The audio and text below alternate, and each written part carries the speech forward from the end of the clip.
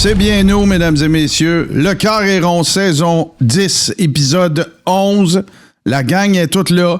Avant qu'on débute, je dois informer mes collègues que nous allons traiter cet épisode-là comme si j'étais quelqu'un qui ne suivait plus la lutte depuis 1 an. Ce qui veut dire, en termes de logistique de lutte, 1 mois, là. OK?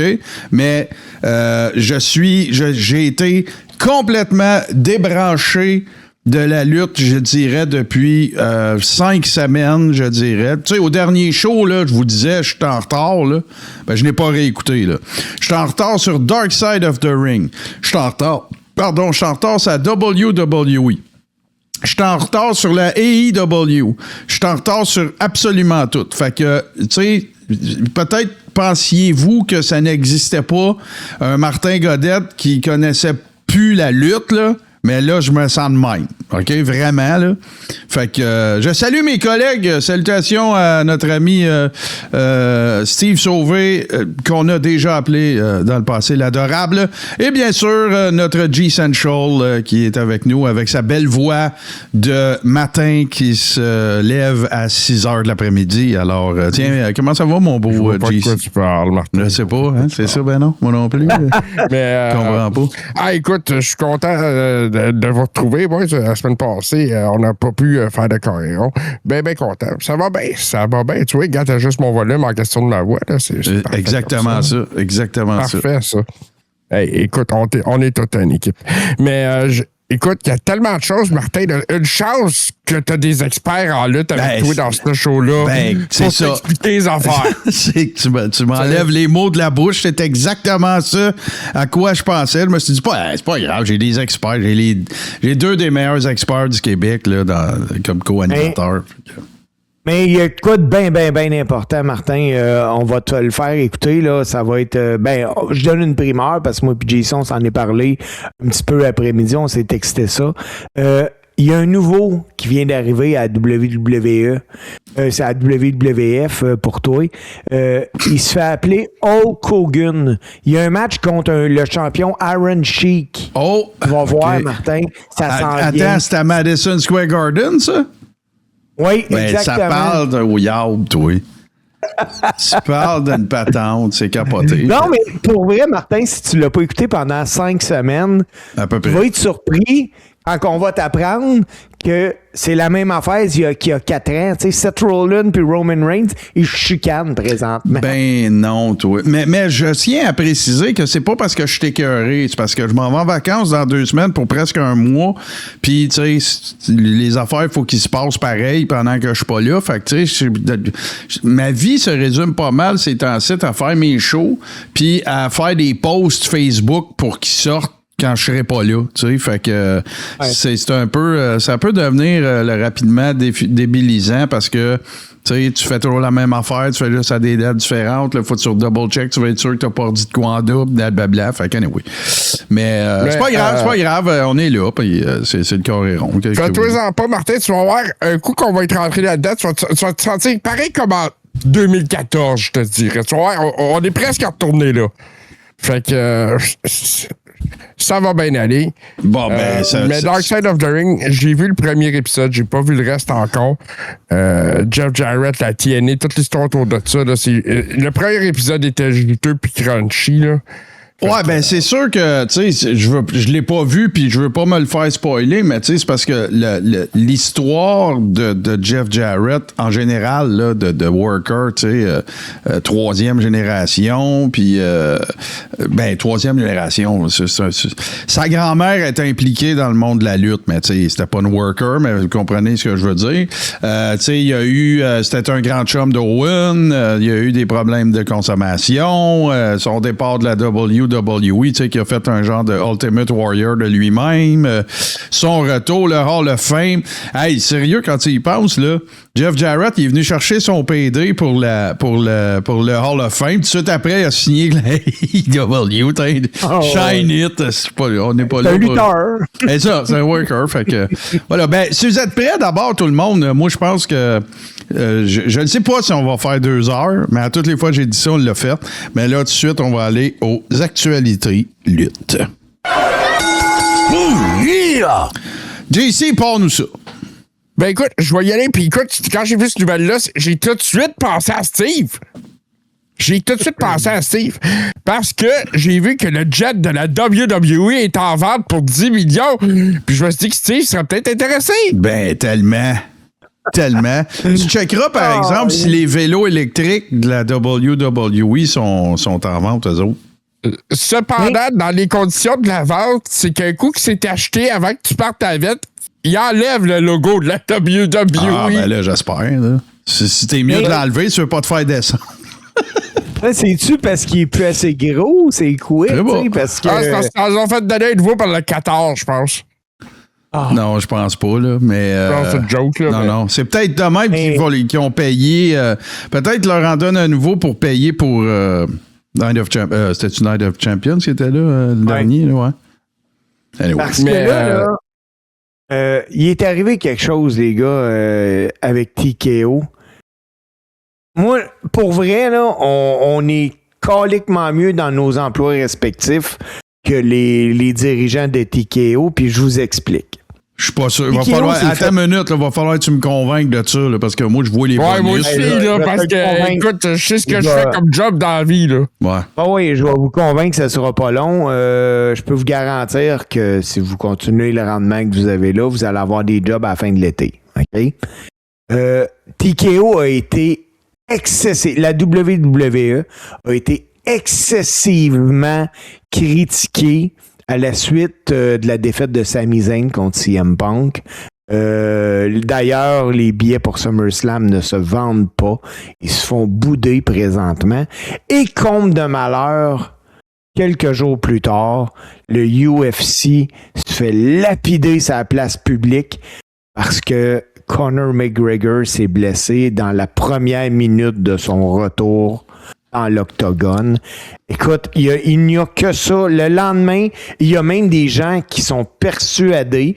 Moi, je peux pas dire oui, je peux pas dire non. Je ne sais pas, je suis pas Conor McGregor. Mais il y a des gens qui ont analysé quand Conor McGregor enlevait ses souliers, tout ça, puis il semble effectivement blessé au genou avant de monter dans l'octogone. Écoute, ça crie quasiment au remboursement, là. Mais là, on peut-tu... puis, tu sais, je veux dire, le Coréron s'adapte.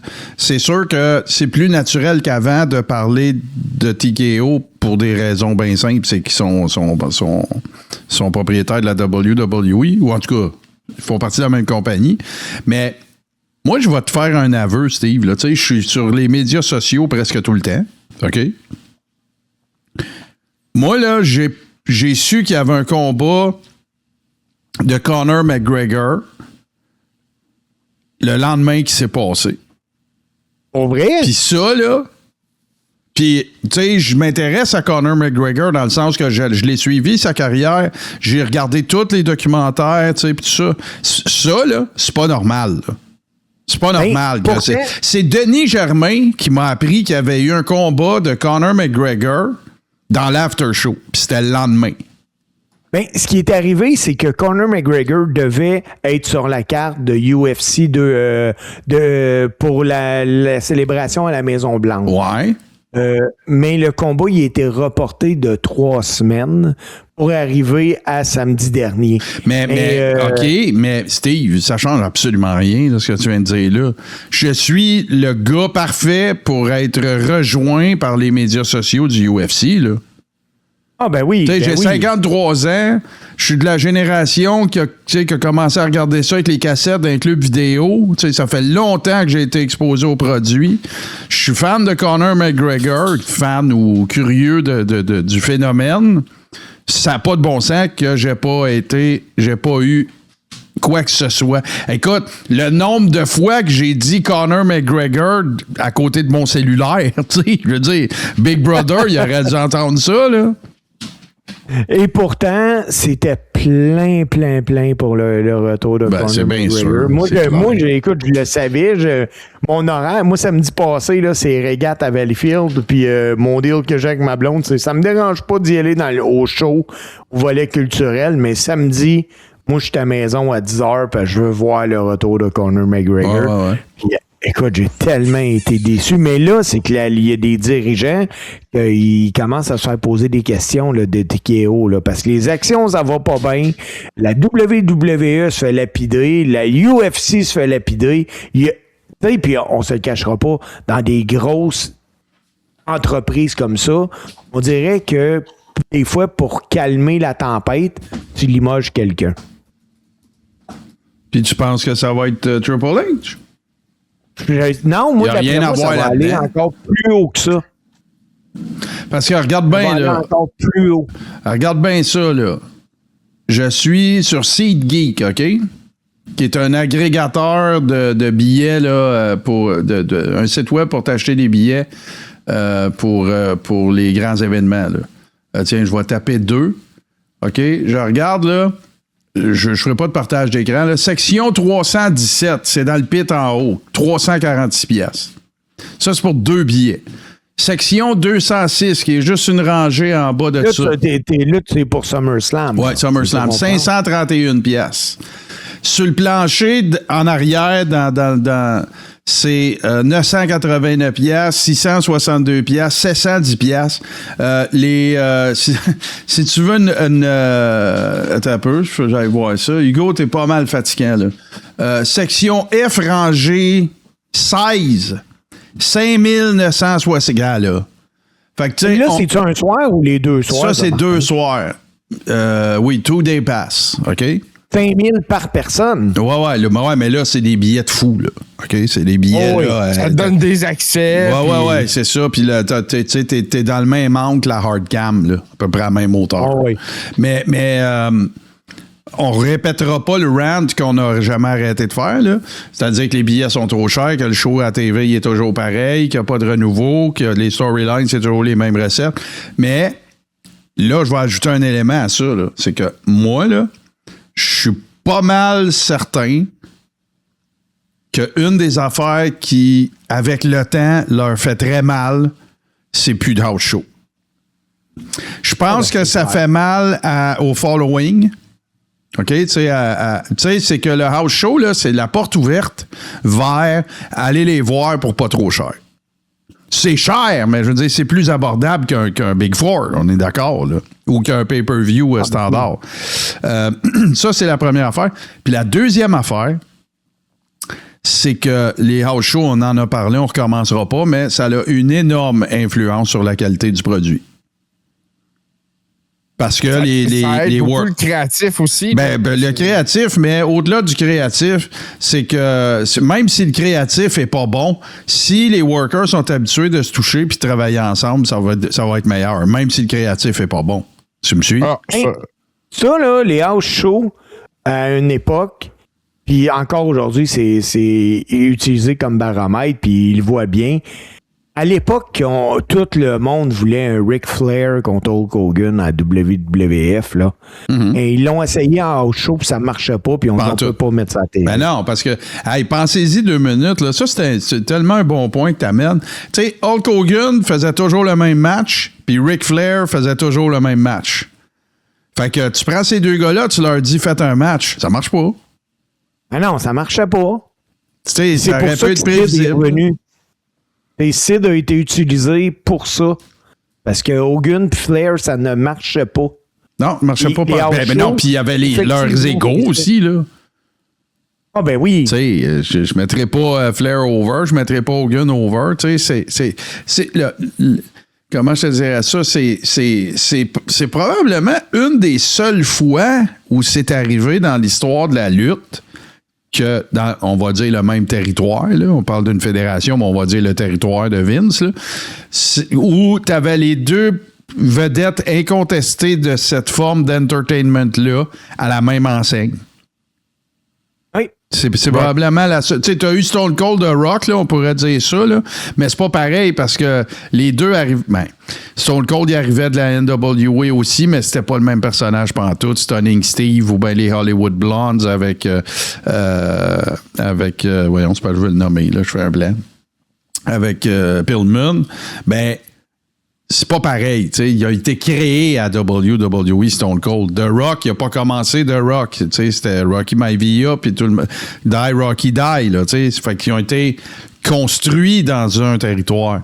Mais que t'aies le top mondial à gauche, puis le top mondial à droite, puis que tu ramasses toutes les deux, on aurait été en droit de se dire, mais ça va être fantastique. Non! Si ça te donnait pas déjà une idée que c'était un work, la lutte, là, c'est pas que ça prenait. Le house show, là, c'est aussi ce qui permettait, c'est t'as des jeunes qui viennent avec leur famille, whatever, puis tu vas y chercher, tu leur vends des t-shirts puis tout. Puis ces jeunes-là, là, ils vont achaler leurs parents pour l'écouter à la lutte. C'est aussi bon pour les codes d'écoute, là, les house shows, là. Puis, trompez-vous pas, il y a des lutteurs qui étaient... Écoute, on est allé le voir, je pense, on était tous ensemble. Brian Corbin en house show. Écoute, ça marchait. Ouais. Il y a des gars qui sont moulés pour faire des house shows. Là. Oui, tout à fait. Puis une autre affaire qu'on a déjà mentionnée dans le Coréon, tu sais, les gars quand ils construisent un match, OK, mettons c'est à la TV, mettons c'est Raw, mettons c'est SmackDown, mettons c'est Main Event, un pre-tape, whatever, tu sais. S'il y a des house shows, là, puis que là, le producteur ou le road agent s'en vient les voir puis dit « OK, c'est LA Knight qui est over à soir, parfait. As-tu quelque chose de spécial? Non, faites-moi un petit match commercial puis le kit. » Ben, LA Knight, il peut dire à, je vais dire n'importe qui, là, il peut dire à Chad Gable « Hey, on va faire la même affaire qu'on a faite à Jupiter en Floride, là, 3 semaines. » Fin. Pourquoi? Parce que c'était pas à TV. Puis que les probabilités que s'ils sont à Edmonton, que quelqu'un était là à Jupiter, je dis n'importe quelle ville, là, à Jupiter en Floride, sont à peu près à toute fin pratique nulle. Parce que c'était pas télévisé. Fait que tu sais, ça a tellement... Quand t'es dans une business, t'as pas le choix de regarder le coût de revient puis ce qui te reste à la fin de l'année. C'est bien sûr. Sinon, ferme ta business. Sauf que moi, je pense que quand TKO est arrivé avec son rouleau compresseur puis OK, on enlève les house shows, ça nous coûte trop cher à produire. Ils ont pas fait une bonne job de vérifier c'était quoi les implications totales puis qu'au final, ça en aurait des répercussions économiques parce que là, les gens, ils se disent check bien, là. Tu me présentes la même poutine à toutes les semaines, le lundi puis le vendredi. Puis quand tu fais tes gros parties, j'ai pas un moyen d'y aller. Fait que la fois que je pourrais amener mes petits gars ou mes enfants à aller les voir à la Place Belle ou au Centre Belle ou d'un aréna que ça me coûtera pas 700$ pour amener 2 enfants voir ton show, t'es enlevé. Fuck you. Pas plus dur que ça, là. Okay. Puis l'autre facteur, Martin, c'est que là, cette année, c'est la première année où... c'est la première année? SummerSlam 2 soirs, là. Non, c'est deuxième année, je pense. Je sais pas. Ouais, deuxième année. Puis même moi, là, les événements 2 soirs, là, WrestleMania, je l'ai fait, je me disais, OK, c'est WrestleMania, c'est spécial. Ah ouais. Là, ils font ça avec le Rumble, ils vont faire ça avec Triple Mania, puis, tu sais... À un moment donné, je pense que ça se tourne contre eux autres aussi financièrement, parce que les gens se disent que ça coûte cher. Là. Ah ouais, c'est ça. Puis écoute bien, là, moi, peut-être que je suis trop vieux jeu, je suis trop old school, c'est correct, là, s'il y en a qui vont penser ça de moi. Mais moi, je considère encore... Mettons qu'on se dit que le kayfabe est mort en 98 officiellement, là, ou en 96, là, OK? Fait que vous êtes d'accord avec moi que ça fait 30 ans qu'on peut dire qu'officiellement, le kayfabe est mort. OK? Oui. Bon. Ou à peu près 30 ans. Ben, moi, la seule affaire que je refuse de laisser aller du kayfabe, c'est il faut que ça continue de donner l'impression que c'est un sport. Il faut que ça continue de donner l'impression que c'est un sport de combat. Oui, il y a plein de jokes, il y a plein d'affaires qui se passent, il y a du comic relief, il y a tout ça. Mais moi, il faut que ça continue d'essayer il faut que tu continues à me vendre ça comme si c'était un sport de combat. Pour que j'embarque, pour que le heel, je l'haïsse, pour que le babyface, je l'aime, que je veuille qu'il gagne, puis tout. Puis le score, c'est de donner une volée. Il n'y a pas de points, là.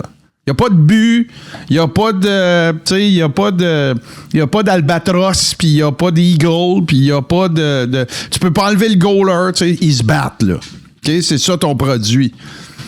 Ben moi, les gars, je vous la demande la question, là. Les plus grands galas de boxe qu'il y a jamais eu dans l'histoire de l'humanité, y en a-tu sur 2 jours? Ben non. Mais non, c'est ça. Tu sais, fait que ne serait-ce que juste pour la psychologie de la chose, moi, j'aime pas ça. Ben oui, on fait des parties, puis on mange des grillades, puis on se fait du fun, puis ça dure 2 jours. Puis là, il y a une gang qui vient le jour 1, puis il y a une autre gang qui vient le jour 2, puis il y en a qui reviennent pas. Même pour le regarder à la télé, les 2 jours, c'est un gros investissement de temps. Revenez à une journée, t'as boire. Tu vas-tu venir me dire, regarde bien là, Steve, t'as-tu une calculatrice pas loin, quelqu'un, là? Regarde, mettons 80 000 personnes 2 soirs, OK? 160 000. Bon, mais prends 80 000 puis fais-les fois, je sais pas moi, mettons que je fais une moyenne de billets là, complètement sans dessin là, à 1000 piastres. Oui. Ça se fait-tu 8 millions, ça?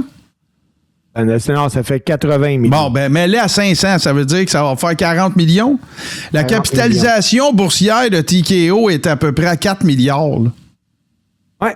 Tu vas-tu venir me dire à moins que, tu sais, la compagnie est à 40 millions de pharma à shop, là? Surtout que des Big Four, en plus, il y en a 4, là. Ah, tu sais, c'est une décision. Je comprends que, ben oui, puis là, ça a des répercussions. Ils font des deals avec les villes. Les villes bident entre elles pour faire venir les gros événements, puis les envoient du cash. C'est correct, je comprends. Mais à la fin de la journée, là, c'est pas Evil qui achète tes billets pour voir les shows. C'est pas Evil qui écoute Netflix. C'est pas Evil qui achète des T-shirts. C'est pas Evil qui vont dans tes événements pour faire signer du monde. C'est les petits clins comme nous autres ici. Fait qu'à un moment donné, là, tu sais, réfléchis 2 minutes, là. Tu sais, je ne sais pas, là, j'ai peur que ça soit une balloune en train de péter. Mais,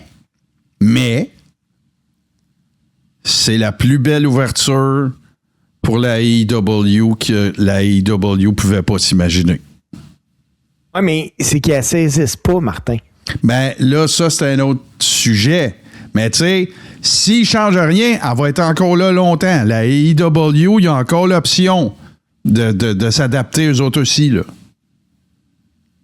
Tu sais, si dans un an, là, les Big Four, c'est encore 2 ans, là, ben, tu sais, la AEW, moi, je pense qu'il faut juste qu'elle continue de faire ce qu'elle fait là, continue d'être abordable, être le produit qui est reconnu pour le meilleur show de lutte.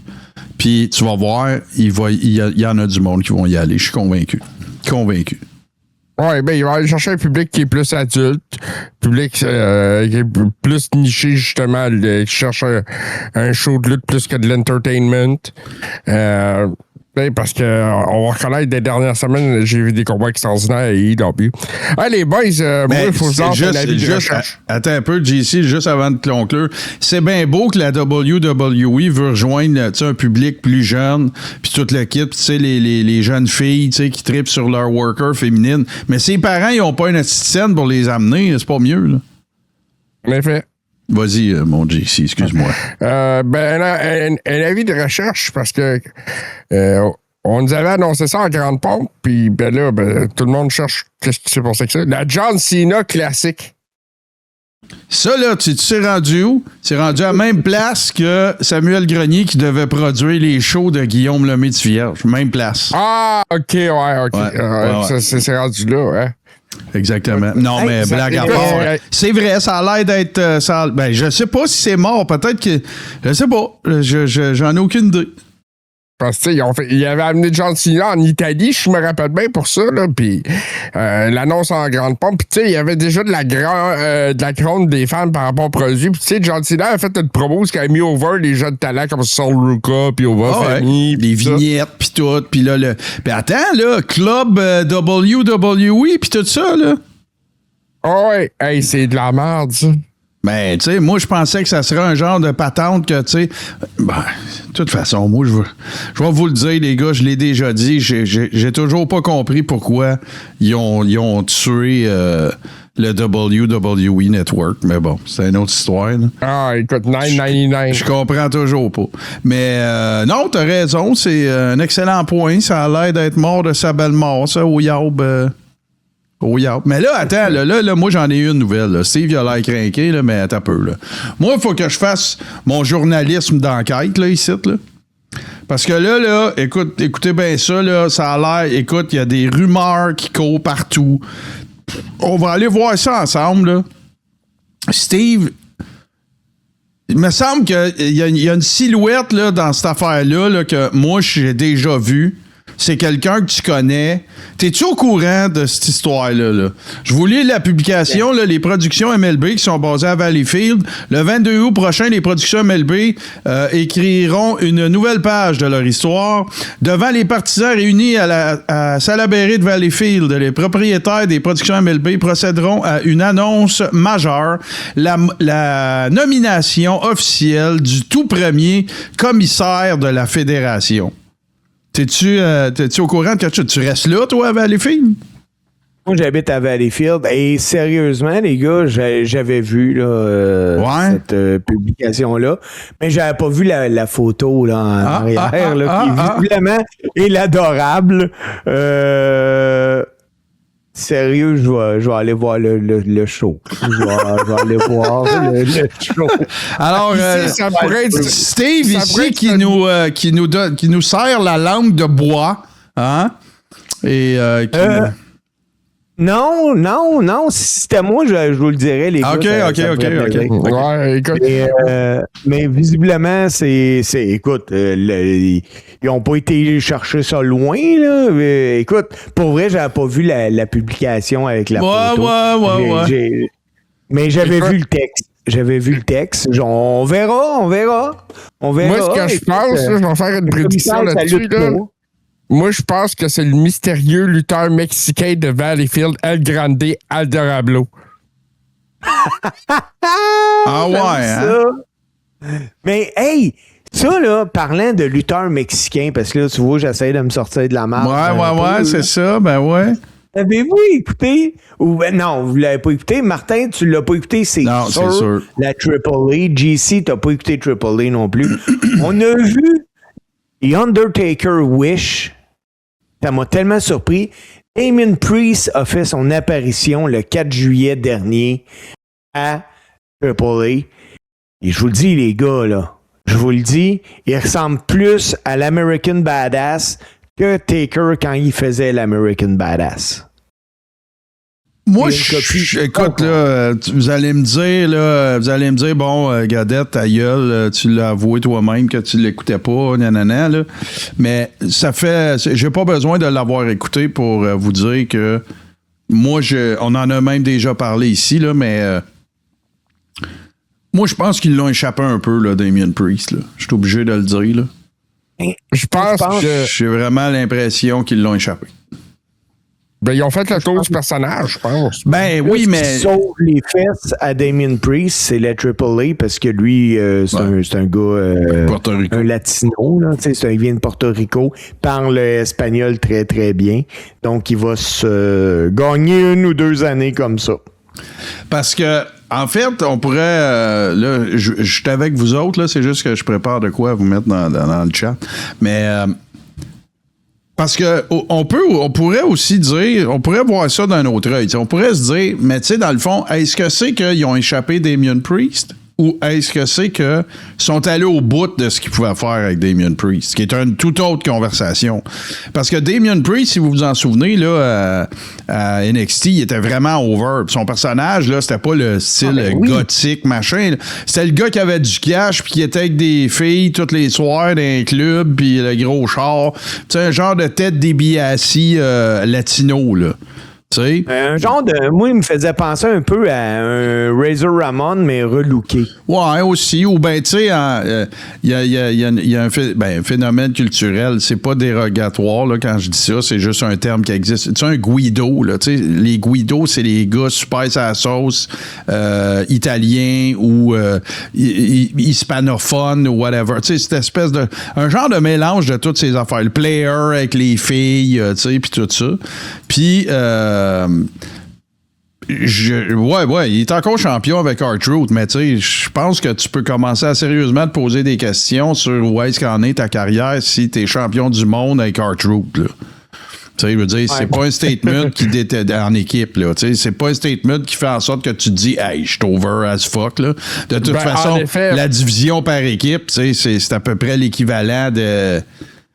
Je pense que, en plus, Martin, tu sais, le dernier qui a été champion par équipe avec R-Truth, là, c'est The Miz, puis en ce moment, c'est Miz Einstein, c'est avec Danhausen.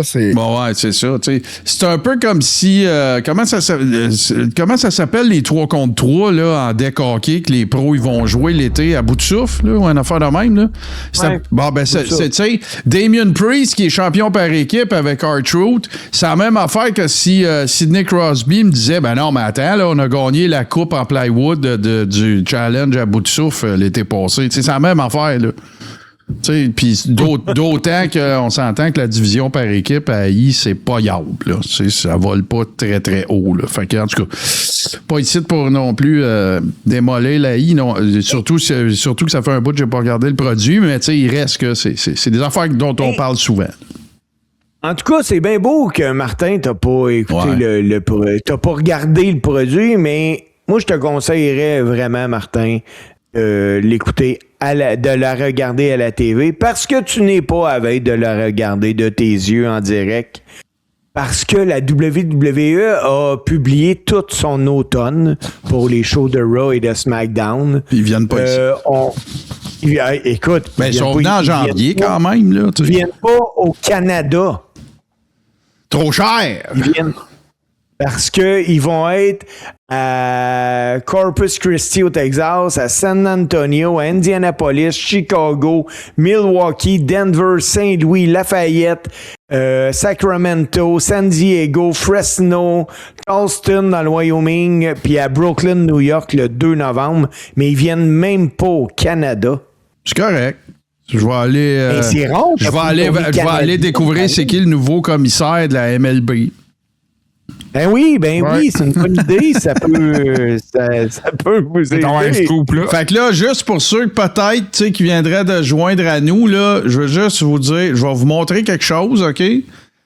Puis vous en tirerez vos propres conclusions. Donc, le 22 août 2026, allez sur les productions MLB si vous voulez savoir comment vous procurer des billets, mais c'est sur le point de vente. Le 22 août 2026, il va y avoir une annonce à l'effet qu'il va y avoir un nouveau commissaire à MLB, chez Production MLB. Steve a affirmé que la silhouette qu'on voit, ça donne l'impression que c'est l'adorable Steve Ace. Il sait pas il sait pas si ça va être ça, puis il va être là. Fait que c'est tout. Ouais. C'est ce que j'ai dit. C'est ça. J'ai fait le recap, là. Fait que voilà. Hey, tu sais, là, les gars, là, on est le Coréron. Et on peut profiter de certaines choses du Coréron. Puis, moi, je veux qu'on va se calmer. Je vais vous nommer des gars, puis ils ont quelque chose en particulier. Puis c'est juste parce que cette semaine, j'ai réalisé quelque chose. Mais selon vous, qu'ont en commun Randy Savage, Owen Hart, Mr. Perfect, l'équipe, les British Bulldogs, l'Ultimate Warrior, Big Boss Man, Rick Rude, Jacques Rougeau, Rush, le Ripple Man, et le Texas Tornado. Ils ont tous été champions intercontinentaux. Tous été champions intercontinentaux. Ben là, je me souviens pas de tous les noms que tu as nommés. Le Big Boss Man, champion intercontinental. Il y en a plus. Ben, peut-être dans son deuxième passage, peut-être, là, qui sont kits de survie. Vous ne le trouverez pas. Vous ne le trouverez pas. Ils ont juste un testicule. Ces gars-là n'ont jamais lutté à la WWE. Il n'était qu'à la WWF. J'ai trouvé cette semaine. C'est bon, ça. J'ai trouvé cette semaine que l'association WWE, l'appellation, est rendue plus vieille que WWF l'a été. Ah, ben oui, toi, ça fait plein de sens. Oui.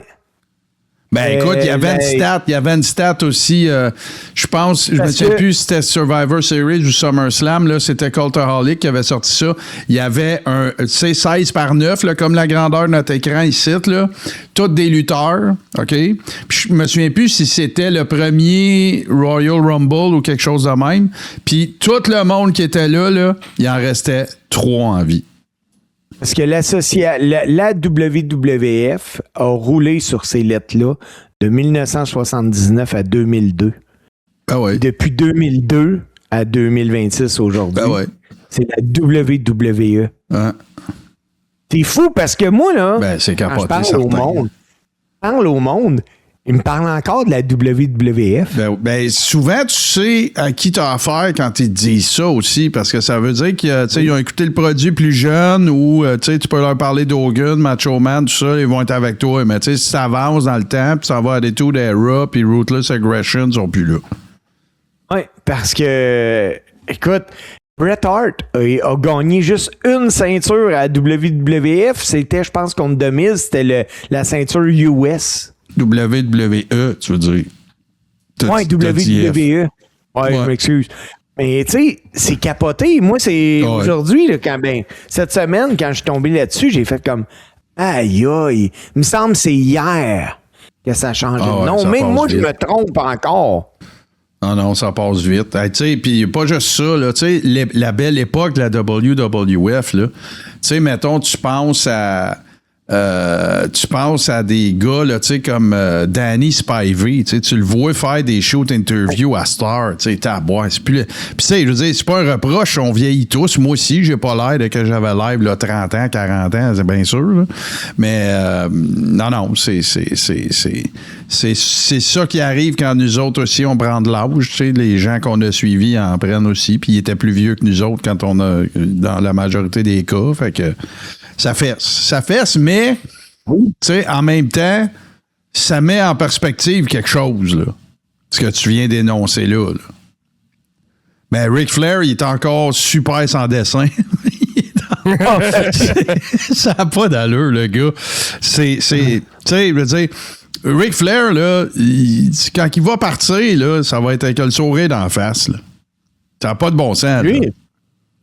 Hey! Pour vrai, là. Il s'en va, il vient, tu sais, comme 7, 8 ans, 10 ans avant de passer à Stone Cold. Tu sais, il a manqué de mourir. Il donnait ses chances de survie à 5%, puis tout le kit. Puis il arrive dans le podcast de Stone Cold, puis il pogne une bière. Ça va.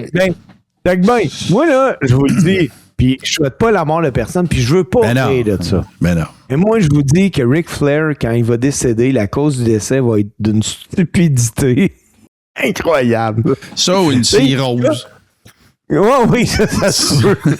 Ça va être style, il a attaché ses souliers sur l'autoroute ou whatever. Non, parce que mais tu sais, en même temps, je veux dire, c'est ça qu'on aime de cet univers-là, de cette industrie-là. Tu sais, c'est à quel point ils sont capotés, c'est à quel point c'est des personnages qui ont, tu sais, c'est pas pour rien que ça a commencé, que c'était des carnies, puis c'était des phénomènes, tu sais, la lutte, c'était un phénomène de foire, puis ils se promenaient de ville en ville, tu sais, tu le quittes, puis il y a quand même quelque chose de pittoresque à ça encore aujourd'hui, puis de très mythique à ça. Puis on en a compté tellement des anecdotes. Il y en a plein, mais tu sais, c'est assez... Écoute, là, ça n'a pas d'allure, là. Il y avait un des des frères Fargo, tu sais qu'est-ce qu'il faisait? Tu sais, il était tout le temps sur la route, eux autres, là. Fait que quand t'es tout le temps sur la route, ça arrive, tu rencontres des pousseurs, là, des hitchhikers, là. Mais lui, là, tu sais qu'est-ce qu'il faisait? Il arrêtait dans un diner, mettons, pour manger, là. Un IHOP ou, tu sais, les restaurants que les lutteurs aimaient bien, là, International House of Pancakes, là, puis tout. Puis son partner, qui a longtemps été son frère, mais, tu sais, le gars avec qui il faisait du char, là, pour aller de ville en ville dans le territoire. Là, OK, on le fait-tu aujourd'hui? Oui, parfait. Fait que là, il s'organisait, puis toute l'équipe. Tu sais qu'est-ce qu'il faisait, ces 200 dessins-là? Il ramassait un pousseux, OK? Fait que s'il en croisait pas, ben il faisait pas la joke, là. OK? Fait que là, il roule en char.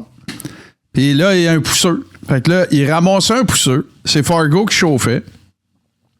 Là, Fargo, il s'organise pour faire chier le pousseux pour qu'il y ait une chicane. Tu sais, tu pues, n'importe quoi, là. Pour que les deux, ils se mettent à chicaner. Tout ça pour faire en sorte qu'ils arrêtent sur le bord du chemin. Puis qu'ils disent aux gars, là, débarque du char, mon esti. Débarque du char, ça va faire, nananana.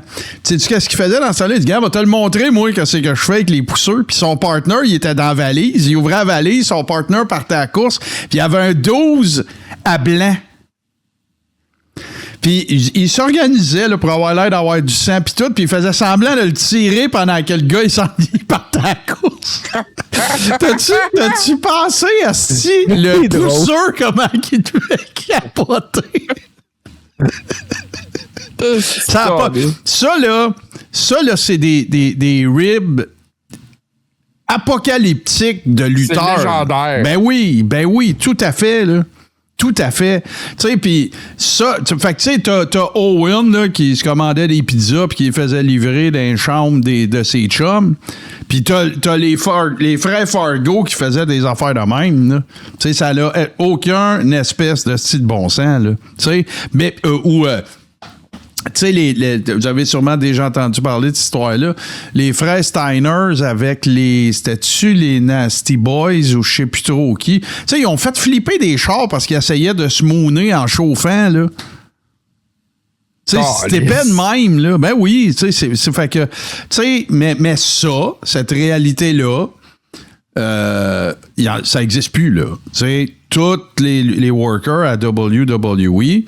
c'est des hommes d'affaires, des femmes d'affaires, c'est des athlètes, ils ont des agents, ils ont des contrats, tu sais, tout le kit. Puis quand il y en a un qui ressemble plus à ce que je viens de raconter là, des Enzo Amore, ben, ils les gardent pas. Puis avant ça, tu sais, tout le monde en voulait de ça, là, des gars de même, des filles de ça. Avant ça, c'était ces gars-là qui prenaient la place. Ben oui, exactement. Tu sais. On va pouvoir faire du push avec ce que je vais compter. Moi, j'ai entendu, je me rappelle plus c'est qui les gars, là. On est avec Mr. Fuji. Mr. Fuji, il est pété bien raide. Il s'est ramassé en train de se laver dans la fontaine d'une petite municipalité quand il revenait à lui. Les gars l'ont laissé là tout nu. Non. Bonhomme, ça c'est les gars de Demolition qui ont raconté ça dans leur podcast, cette affaire-là. Ah ouais, puis il y en a des aventures à coucher dehors de même. Là, on devrait en répertorier puis à un moment donné faire juste un show avec ça parce que, écoute, là, on la racontera pas une 50e fois, mais le gars qui a mangé son chien. Tu sais, Mr. Fuji, lui, c'était des ribs qu'il faisait, mais c'était super dark, là. Tu sais, s'il y avait quelqu'un qui le faisait chier, mettons, Mr. Fuji, là, il appelait un mécanicien puis disait « Viens-t'en à telle aréna, puis le char, c'est tel modèle, c'est ça le numéro de plaque, enlève le moteur, puis enlève tout le filage. » Fait que là, le worker, il finissait sa soirée. S'en allait à son char, essaye de partir le char, il se passe rien, il n'y a même pas de clic, là, rien. Ouvre le hood, il n'y a plus rien dans le hood. Tu sais, mais il n'y a plus personne qui fait ça, là, tu sais, des affaires de main. Tu sais, je sais pas si vous avez vu vous avez vu peut-être le podcast d'Hugo Girard avec Mario Roberge qui a raconté toutes les péripéties. Bon, OK. Ben, ça non plus, il y en a plus où il les raconte pas, là. Tu sais, c'est sûr que Crosby il racontera pas ce qu'il a peut-être déjà fait avec la Coupe Stanley, mais, tu sais, puis ça, on dirait c'est représentatif d'une époque. Je ne sais pas si, tu sais, je pense pas que dans 50 ans, il y a du monde qui va raconter les aventures de route de Demise, là. Non, en effet. Ou de John Cena, là, tu sais. Fait que c'est ça. C'est sûr que... Mais tu sais, on parle d'histoire de route comme ça, là. Moi, je pense que celle qui top over the top de toute la gang, là, c'est Mad Dog. C'est Mad Dog Vachon dans l'avion. Ben oui, Mad Dog dans l'avion, c'est... C'est la plus grande... je l'ai déjà raconté dans un Coréron. Faites aller sur YouTube, tapez Mad Dog sur sur la chaîne du Coréron. Mais c'est assurément l'histoire de lutte la plus invraisemblable et extraordinaire de l'histoire de la lutte professionnelle. Puis le personnage principal, c'est Mad Dog Vachon. Allez trouver ça. Ça rajoute tellement à sa légende, là, c'est... Ouais, c'est un peu comme les bandes de rock, c'est vrai. Boston Pat, t'as raison. Ah, ils ont vu Joe Walsh, là, ces gars-là. Joe Walsh qui collait tout le mobilier au plafond. Puis il était barré dans une chaîne d'hôtel au complet. Vas-y, Steve. Hey. Il faut comprendre, il y a aussi à l'époque, tu sais, à cette heure-là, de mise, là, il prend le téléphone, là, il s'en va d'une ville à une ville, là, il appelle Maryse, il jase un 15-20 minutes ou whatever. Ils ont tout se divertir ou puis dans le char, écoute, elle est Apple, tu mets ton Spotify, whatever. Dans le temps, il n'y a rien de ça. C'est sûr que ton chum à côté de toi, il n'est pas là en train de te filmer. Là. Lui, là, il cherche juste le moyen de rendre le rib encore plus grave. tu faisais avec ce que t'avais, puis moi, on dit que ça doit être le fun. Hey, moi, le nombre de fois que Lancelli me comptait, là, que t'étais aussi bien d'être de bonne humeur, parce que tu te ramassais que t'avais les culottes en lambeaux, puis... ouais, couper une jambe des culottes ou mettre un cadenas sur ton sac de linge, tu sais, c'était tout des classiques, ça, là. J'ai-tu besoin de vous dire que, tu sais, il y a bien des bouteilles de shampoing aussi qui ont été remplacées par du Neat, là? Ouais. Ça finit plus, là. Écoute, Kurt Angle qui raconte qu'il a vu Vince McMahon ramper à terre pour aller faire avec une aiguille, faire des trous dans le matelas gonflable du Big Show. Non, c'est ça. Même capoté, Vince, il sortait avec les gars aussi, là, tu sais, la fameuse soirée que les Road Warriors, ils ont fait le Doomsday Device. Ouais. Non, Vince, c'était un party guy aussi. Ouais, il avait pas peur de ça. Mais oui, on pourrait... ça donne des idées, ça. C'est des bonnes idées, ça. Des anecdotes de route, on pourrait essayer d'en ramasser. Hey, mais quelque chose qui n'est pas une anecdote de route, par exemple, les gars, c'est que même s'il y a présentement un bon push, Braun Breaker, il est pas nécessairement heureux de la façon qu'il est traité à la WWE. Bon. Pour lui, l'équipe créative l'utilise pas comme il devrait. Self-Made Pro rapporte d'ailleurs que Breaker a tenté il y a quelques semaines de faire changer le finish d'un de ses matchs, mais les bookers ont rien voulu savoir. Puis il y a plusieurs rumeurs qui parlaient qu'il n'y a pas si longtemps d'un push majeur pour Braun Breaker pour un possible titre mondial. Moi, ça me fait dire, là, hey, si le kid, là, il est déjà prêt puis avoir une attitude de même, mettez-y pas une grosse belt. Non, c'est ça. Non. Exactement. Alors, je pense pas qu'il soit prêt pour ça, moi, Braun Breaker. Moi non plus, je pense pas. Parce que le match en question, c'était le match contre Seth Rollins qui voulait pas perdre. Je suis convaincu que c'est le cage match contre Seth Rollins, moi aussi, là, en Night of Champions. Parce que écoute, là, tu sais, si on analyse ça un peu, là, si on le regarde un peu, le parcours de... Puis après, on va faire d'autres choses.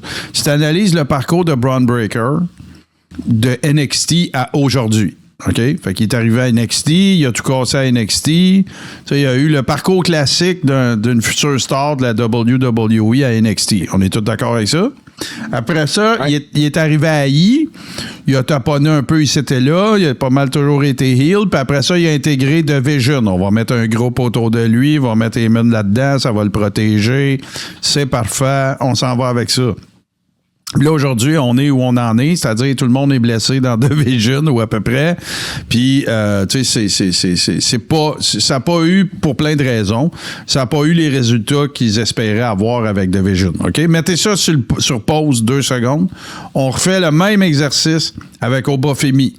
Obafemi arrive à NXT, un athlète de la NCAA, un All-Star, un phénomène physique extraordinaire. Il casse tout à NXT. Pareil comme Braun Breaker. Il a été là un peu moins longtemps, par exemple. C'est comme si Braun Breaker partait de plus loin, on aurait dit. Call up, il arrive, le showdown avec Brock. Puis tu sais, puis tout ce qu'on sait, là, tu sais, là, il va avoir la fin de sa trilogie à SummerSlam avec Brock.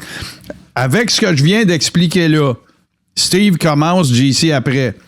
Qui est le plus prêt à avoir un push majeur? Selon vous, Obafemi ou Braun Breaker? Obafemi. Obafemi, parce que Obafemi me fait rêver parce que là, en plus, il va battre Brock à SummerSlam. C'est sûr. La prochaine grosse étape, s'ils n'ont pas le choix, c'est un titre majeur. Puis, Obafemi, j'y crois déjà. Parce qu'il a battu Brock Lesnar. Là, tu sais, tu regardes Obafemi, là, puis il a été buildé, il a été booké gros de suite, là. C'est ça que tu veux dire. Tout de suite.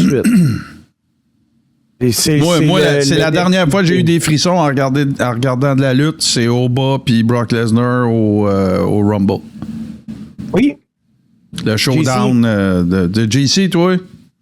Je suis d'accord avec ça, c'est au bas famille. Puis moi, je pense que justement, tu sais, l'attitude de Braun Breaker, il est pour quelque chose, parce que c'est pas la première fois qu'on entend parler justement qu'il est insatisfait. Puis là, on va parler justement de Division, parce que pas tout ça est relié à Division. Oui, mais fait que donc, les deux, vous êtes d'accord avec Obafemi. Mais est-ce que vous êtes aussi d'accord avec le statement suivant? Ça devrait être Braun Breaker. Parce qu'il est arrivé depuis plus longtemps, parce qu'il a été... Tu comprends? Son parti... Obafemi, il est devenu contender en se présentant en face. Oui. Mais Braun Breaker, c'est un phénomène physique extraordinaire. Il est impressionnant, il est vite, il court à 200 000 à l'heure. Tu sais, c'est quoi la différence? Ben, c'est ce que JC va nous parler. Moi, je pense que c'est Division, la différence. Le problème, c'est devenu Division, parce que Division était créé autour de lui puis de Bronson Reed dans le but de mettre ces deux gars-là over. C'était les nouveaux Randy Orton et Batista. C'était un nouveau Evolution, tout ça. Tu t'avais le mouthpiece qui était Paul Heyman, t'avais le mentor qui était Seth Rollins. Tout fitait. Là, Seth se blesse et Vision tourne sur Seth. La merde pogne. Puis là, il ajoute Austin Theory. Puis on dirait qu'Austin Theory, c'est un poison. À chaque fois qu'il touche à quelque chose, ça va tout croche. Il se passe de quoi. Puis là, ben, c'est ça. Braun Breaker s'est blessé 2 fois depuis. Puis Bronson Reed, une fois avant. Non, c'est ça. Il s'est blessé 2 fois, mais une fois dans Division. L'autre fois, c'était à War Games. C'est ça. Bronson Reed se blesse. Logan Paul se blesse. Tout le monde dans Division se blesse. Une des raisons, c'est probablement parce qu'ils font passer dans le show. Puis là, il amène Maxine Dupree dans comme la nouvelle blonde de Austin Theory. Puis là, ben, dans un segment à Raw, c'est comme si Paul Heyman rendait les clés de Division à Maxine Dupree. On dirait que tu as dit dans un saignement. Oui, c'est vrai, ça saigne pas mal. Mais c'est ça. Mais là, tu sais, le gros franchise de Maxine Dupree à Raw avec Austin Theory, là, c'est bien beau. Sauf qu'il y a quelques semaines, Maxine Dupree s'est mariée avec un gars qui était à NXT. Puis là, ben, tout ça, ça fait beaucoup jaser. C'est tellement tâté. C'est du mauvais booking en tabarnak. Ils sont en train de tuer Division. Puis de ce qui en restait, parce que c'était déjà pas yard, là, ouais. Là, ben, moi, en plus, Maxime Dupree a fait de la peine à Tozawa, ça, je le prends pas. Ah, là, c'est sûr que là, toi. Non. Mais là, puis, fait que. Tu sais, parce que, tiens, il n'y aura pas 200 segments la soir, tiens, on va y aller, là, justement, là, parce que ça a des implications. On en a parlé déjà, mais, tu sais, juste pour qu'on parle tous de la même affaire.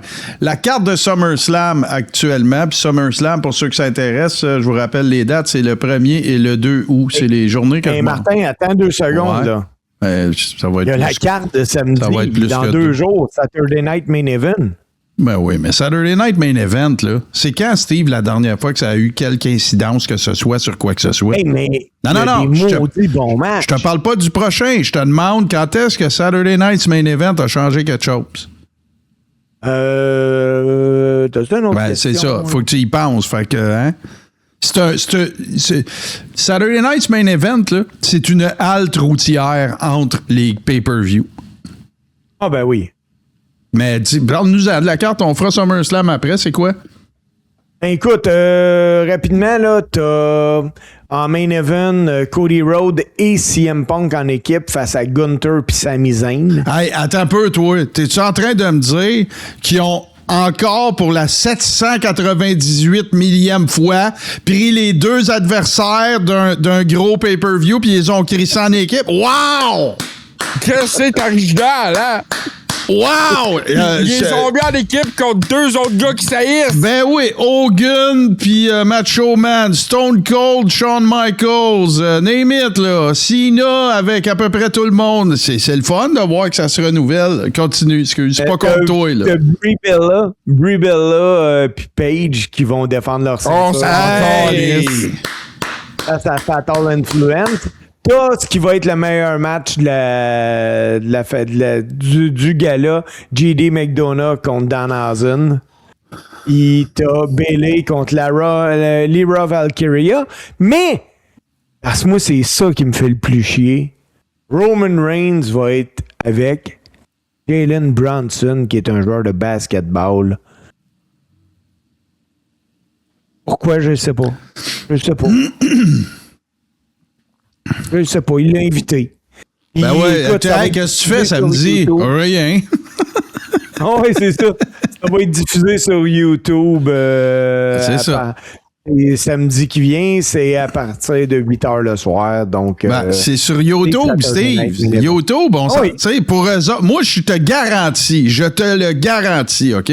Puis oui, je comprends que ça peut être dangereux de garantir des affaires, mais je vais le dire autrement. J'ai la totale et complète certitude que quand ils bookent des Saturday Night's Main Event, là, ben, c'est booké. C'est pas ça qu'ils font, mais ça donne l'impression que c'est sur le coin du comptoir. Puis, tu sais, quasiment, là, un autre Saturday Night's Main Event, qu'est-ce qu'on fait? That's it. Parce qu'il n'y a rien à l'enjeu, il n'y a rien, tu sais, c'est tous des matchs. C'est épouvantable que je vais dire là, mais c'est des matchs de cirque. Ah, ça va être bon si on va mettre CM Punk avec... probablement perdre le titre, ça a de l'allure. Perdre le titre, je veux dire. Moi, je vais te dire que ça n'a même pas d'allure qu'il l'ait encore, là. Non, ça, je suis d'accord avec toi. Mais tu sais, en même temps, là, je veux dire, je suis un peu de mauvaise foi. Là. C'est sûr que s'il y a un titre qui change demain, vous allez pouvoir dire t'as-tu vu Godette, ça a changé quelque chose? Oui, sauf que c'est le titre par équipe féminin détenu par Paige puis Brie Bella. Là, tu sais, je veux dire, là, c'est pas. Je pense pas de retenir mon souffle, là. Je fais une prédiction, ils vont perdre à cause de Nikki Bella. Check bien. Ça serait magique, là. Bon. Pareil, ça avait jamais été fait, ça non plus. Ben non. Fait que. Puis là, ben tiens, on va y aller à la carte de. Oui, vas-y. Juste une seconde, Martin, parce que relié à Raw et à Saturday Night Main Event, parce que le sempiternel storyline entre Bayley et maintenant la repackagée crackhead Lyra Valkyria. Parce qu'ils ont donné un look de sans-abri crackhead que j'ai aucune idée de ce qui sort de ça. Comme si elle faisait partie de Flock, genre? Ah, écoute, on aurait dit qu'elle revenait de Walking Dead. Bon. Tu sais, c'est... Ben non, mais JC, attends. Ça va tout changer, ça. Ce move-là, ça va faire en sorte qu'elle va automatiquement être over, là. Voyons non. C'est une joke. Écoute, moi, je pense que celui-là qui va être over à MSG, c'est Danhausen. Ben oui, ça, c'est sûr. Je pense que c'est le gars qui va être le plus over. Ben oui, c'est clair. C'est clair. Fait que, tu sais, quand sur le over au meter, là, t'es rendu quelque part avec ta fédération de lutte que c'est Danhausen, le gars qui est le plus over.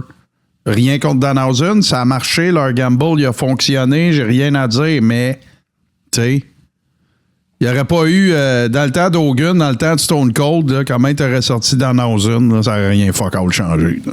Ça n'aurait pas marché dans ce temps-là, je suis d'accord. C'est ça. Hey, Danhausen, il y a les réseaux sociaux de son bord. Avant d'aller sur la carte de SummerSlam, moi, je veux vous nommer un gars, je veux savoir si vous connaissez ça, Elisha Ellison. Ça me dit quelque chose, mais je connais pas. Je peux pas. Elisha Ellison, c'est un combattant d'arts martiaux mix qui fait partie du UFC. C'est un gros bonhomme, là. On parle d'un gars de 6'1", 240 livres. C'est une brute, là. Un ancien champion NCAA. C'est à peu près ta shape, là. Ouais, mais en pas mal moins de gras, maintenant. Et lui, il a combattu... Chef de commissaire! Je sais pas de quoi tu parles. Non, moi non plus. Il a combattu au UFC, justement, dans la carte préliminaire de Conor McGregor. Puis, je vous en parle parce que UFC a signé un nouveau gars. Puis, Elisha Ellison s'est fait knocker en 21 secondes au premier round, debout, pas au sol, par Gable Stevenson. Ouais, non, je sais que. Puis tu m'avais parlé aussi de son premier combat. Ben, garde, c'est parfait. C'est merveilleux. C'est un monde, les gars. Il est plus dominant que Brock Lesnar l'a été. Parlant de quelqu'un qui s'est fait passer le knockout, Jack Swagger à Power Slap. Rhea Ripley qui est crampé dans la foule. Hey, il a vu des étoiles sur non. Hey. Non. Puis ça donnait... Tu sais, c'est comme... comment il s'appelait? Zeb Judah. C'est un lutteur. C'est un boxeur. Il y a bien des humoristes qui ont fait des jokes au sujet de Zeb Judah parce qu'il se fait knocker puis il sait pas qu'il est knock-out. Fait qu'il essaye de continuer de marcher puis tout, pis c'est vraiment weird, là, ça donne... Mais, fait qu'allez voir ça, Zeb, Z-E-B, espace Judah, J-U-D-A-H. Puis quand il se fait knocker, tu sais, ça fait comme s'il faisait... Là, il part, tu sais, il y a comme... Puis Swagger, quand il a mangé sa claque, ça faisait un peu penser à ça. Ça fait... claque. Il y a eu comme un reset, là. Et là, c'était de la claque. Ça a ramassé, ça. Bon, SummerSlam. Tiens, je vais y aller à l'envers de l'ordre que je l'ai. Là. Fait qu'il y a un six-man, LA Knight, Solo Sikoa, Royce Keys contre la Bloodline. C'est Jacob Fatu, Jay puis Jimmy Uso. Et je vous pose la question, messieurs, je l'ai posée à JC, mais je veux que vous y répondiez toutes les deux. C'est qui les heels pis c'est qui les faces là-dedans? Ben là, faut s'imaginer que Bloodline est heel, fait que ça va être les... Fait que Roman, il est heel à Star, là. Non, Roman, lui, c'est pas pareil, c'est le Tribal Chief qui me dit. OK. Ça fait plein de sens. Ben oui, tu tu sais, comme... attends, regarde, dans Four Horsemen, dans le temps, là... C'est ça, c'est ben ouais, tu sais, il y avait Flair qui était heel, puis Arn, Tully, puis les autres, là, eux autres, ils étaient babyface. Ben oui, ça a de la ouais, ben les Four Horsemen, là, ils étaient sur le bord que Ric Flair était. Ça a bien de l'allure. Je continue. CM Punk, Cody Rhodes, qui vont être en équipe à ça. Ouais. Sacrément. Penta contre Chad Gable, ça va être le match de la veillée. Moi, je suis convaincu que ça va être le match de la veillée. Chose Steeler, je pense que c'est là que Chad Gable va aller chercher ça, va avoir son premier titre et un premier gros push. Ça va être fou raide, ce match-là. Après ça, Roman contre Seth Rollins. Ben, je suis content, moi, parce que j'ai jamais vu ça. Mais ce qu'on n'a jamais vu, par exemple, c'est Roman battre Seth. Ça, on n'a jamais vu ça. En effet. Non, moi, il faut que... Ben, pas il faut. Ça va être vraiment le match de la dernière... le dernier match du dernier soir, là. Parce que... Tout va arriver dans ce match-là. Ça va être over booké. Ah, tu penses que tout le monde va débarquer, Bloodline... Ça va débarquer de partout, ça. sais pas. Moi, je pense que ça a le potentiel de faire un bon match parce que c'est deux gars qui se connaissent super bien. C'est deux gars qui ont plein d'expérience. C'est deux gars qui ont du bon ring psychology. Ça peut faire un excellent match. On pourrait être surpris de ce match-là, moi, je pense. L'air de rien, moi, je vais être honnête. Je trouve que leurs promos sont beaucoup plus intéressantes que toutes les promos qu'il y a eu entre Roman et Punk pour WrestleMania, mettons. Là. Je trouve que leurs échanges sont plus, justement, peut-être plus intimes parce qu'ils se connaissent mieux, vont donc savoir. Mais je trouve ça intéressant.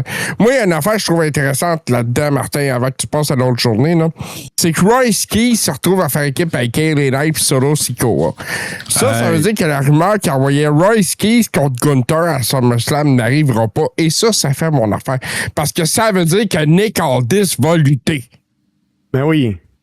Ben là, il a été annoncé le match parce qu'il n'est pas sa carte. Là, encore. Non, il n'a pas été annoncé, mais Gunther a brutalisé Nick Aldis à SmackDown la semaine passée. Puis c'est ça. Moi, je pense que là, on est rendu à un moment où c'est inévitable que ça doit arriver. Puis ça capte mon intérêt. Ah, ben c'est sûr. Moi, ça fait longtemps que j'avais hâte au retour, ou en tout cas, retour, peut-être que ça va être juste un soir, mais de revoir Nick Aldis dans un ring, parce que c'est tout un worker, là, ce gars-là. Là. C'est un champion NW.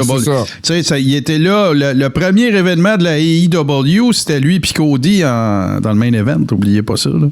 Non, c'est tout un worker, puis écoute, il l'aura pas volé, mettons, ce combat-là. Il va l'avoir mérité, puis...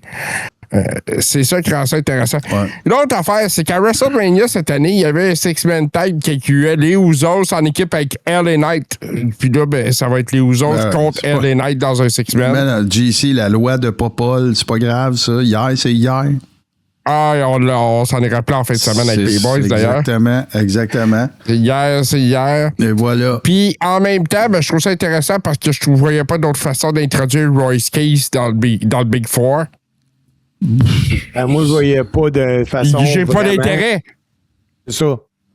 Écoute, je vois même. Tu sais, il va falloir qu'il se passe de quoi. Il va falloir qu'il donne une grosse victoire ou qu'il l'implique dans une grosse storyline, puisque Roy Keys, là, à date, c'est un échec. Là.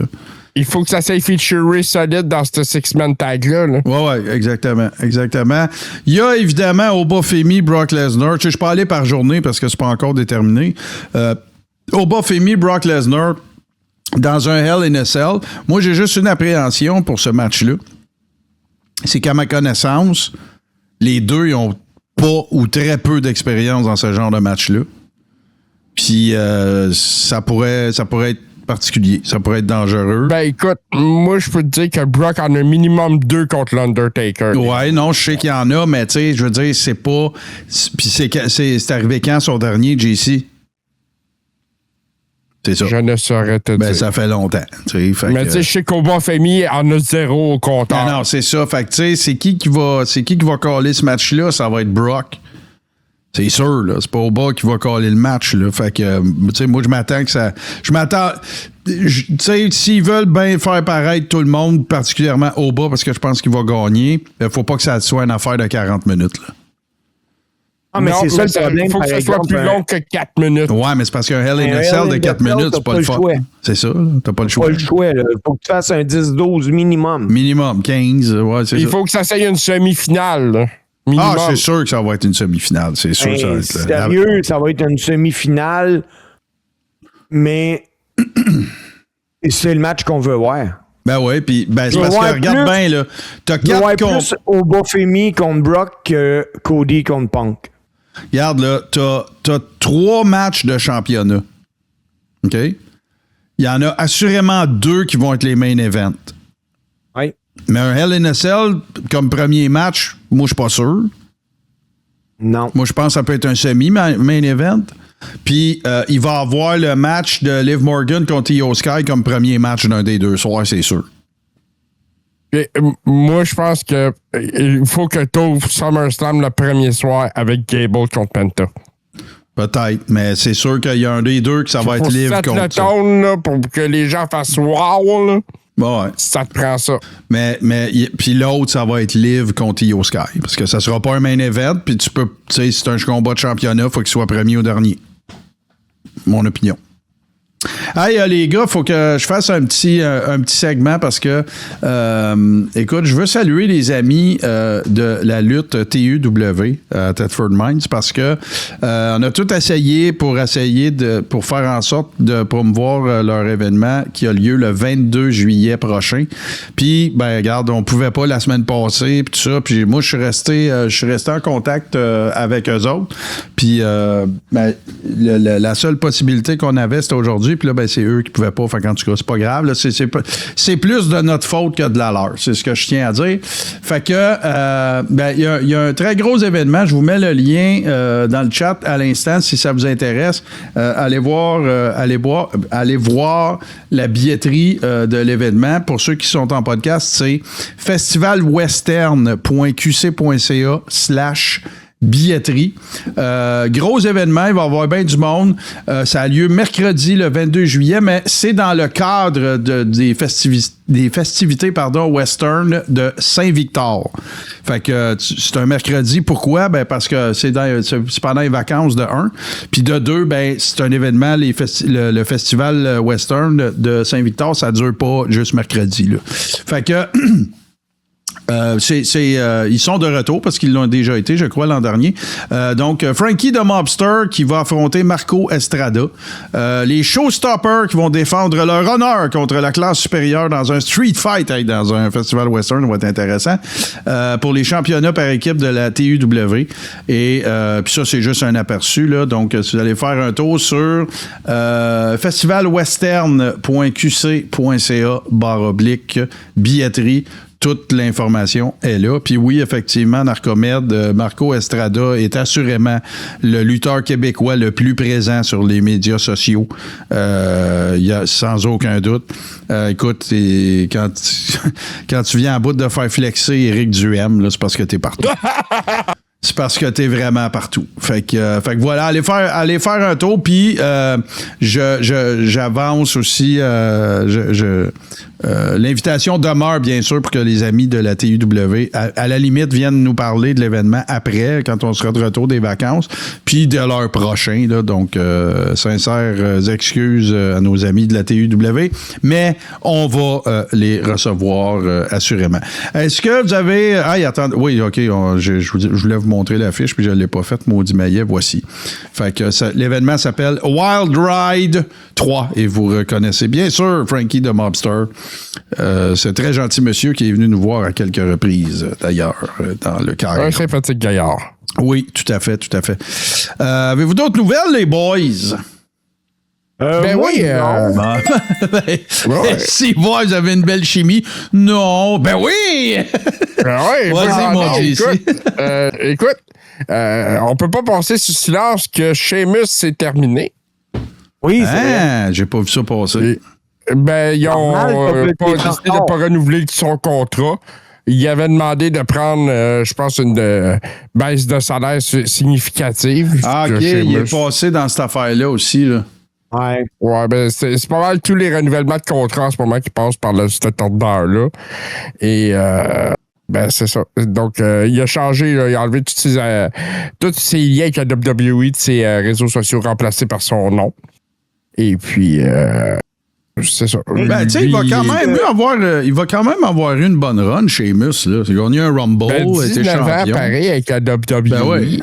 C'est pas rien. Il a tout eu. Sauf le titre intercontinental.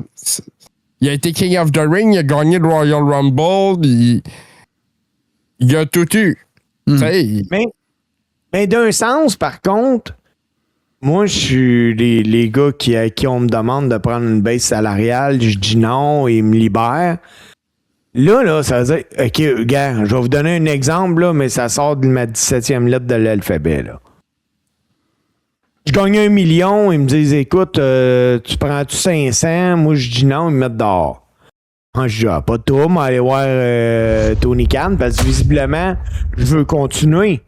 Et lui, là, il a le beau jeu. Là, lui, il va me donner 4. Il n'est plus besoin d'accoter le salaire de la E, là. Ben non. Puis, ben là, 4, je le sais pas, mais tu sais, quand même qu'il donne un.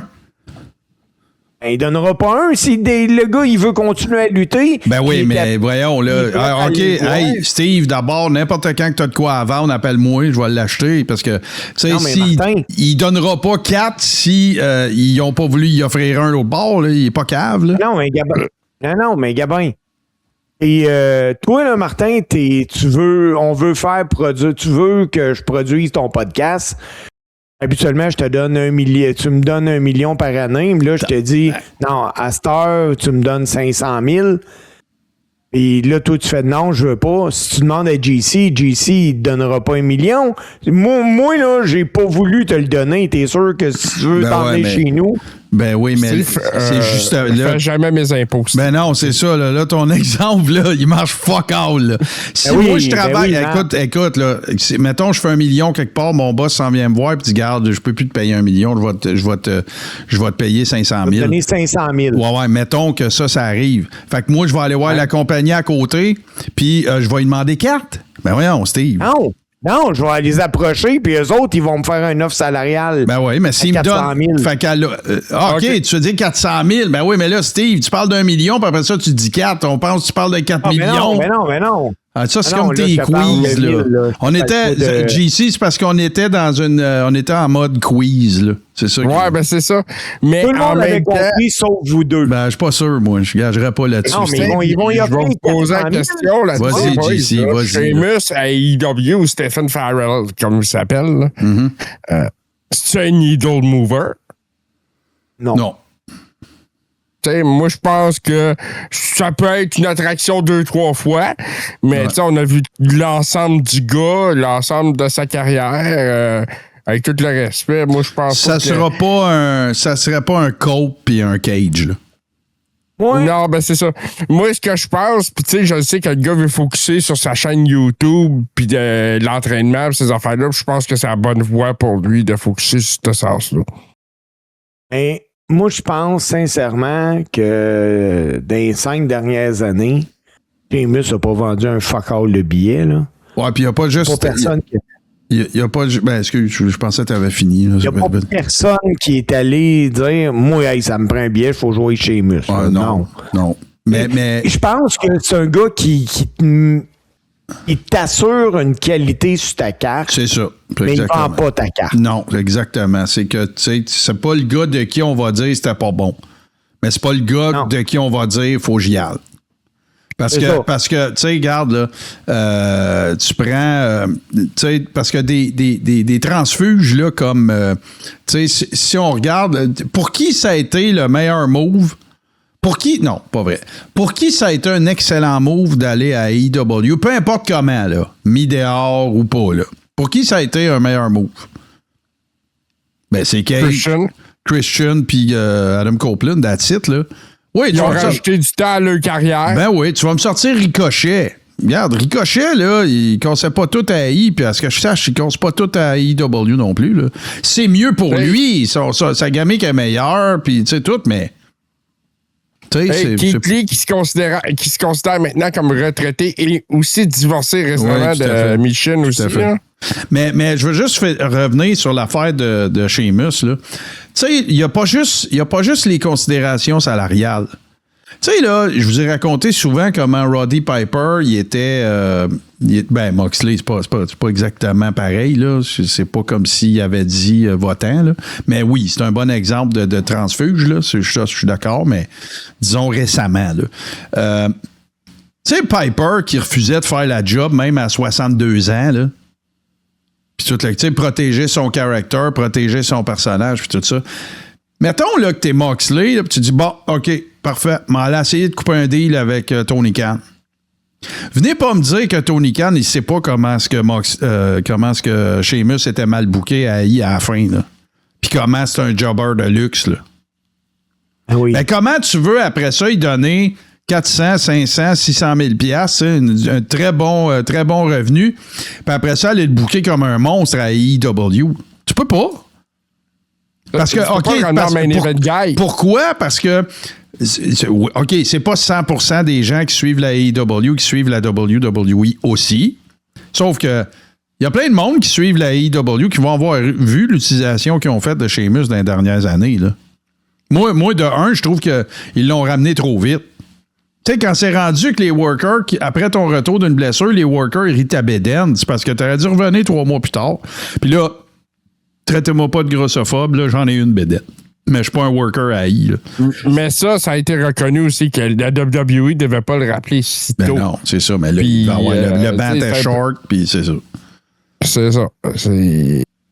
Mais bon, on va lui souhaiter le meilleur. Comme je te dis, sa chaîne d'entraînement, ce qu'il fait sur YouTube, c'est excellent. Puis... Ben oui. Puis, tu sais, je veux dire, il s'en va pas dans la rue, là. Inquiétez-vous pas, là. Il est pas... Tu sais, ce que je dirais, c'est qu'il est plus obligé de bumper s'il veut pas bumper. Non. Puis, écoute, là, Sheamus, là, il a fait de la belle argent, là. Tu sais, il a été là 19 ans. Il a été champion. Il a eu une excellente run, là. Steve, t'as une chronique, là, toi, pour nous autres, ou t'avais-tu une autre nouvelle? Oui, mais j'ai une dernière nouvelle, moi, les gars. Martin, toi, tu l'as pas vu. Dans le dernier mois, CM Punk a facilement gagné un 12 à 20 livres de muscles. Bon, il est allé... C'est fou à quel point il est keto. Il est allé s'entraîner à la même place qu'AJ Styles, puis Gunther, puis Randy. Ouais, mettons, parce que il y a des vidéos même qui circulent sur YouTube, puis tu le vois en train de s'entraîner, là. Et les gars, il est fucking gros, là. Bon, ben... À côté du petit monsieur normal, là. Ouais, on est loin de... 50 livres de...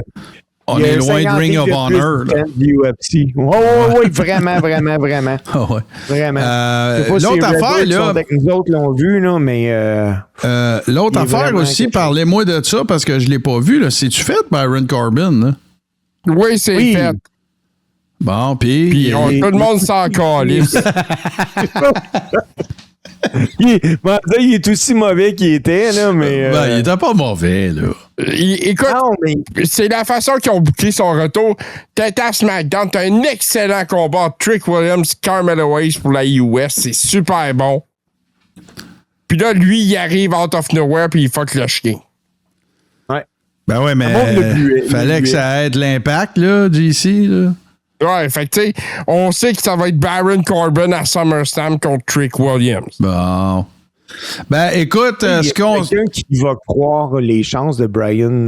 Ben non. Brian... voyons, comment il s'appelle? Byron Corbin. Baron. Ah ouais. Ouais, c'est... Ben non, il n'y a pas personne. Mais tu vois, il n'y a personne qui va croire aux chances de Byron Corbin contre Trick Williams. Mais il n'y a personne qui sait ça va être quoi le sujet de la chronique de Steve tout de suite après ce court message.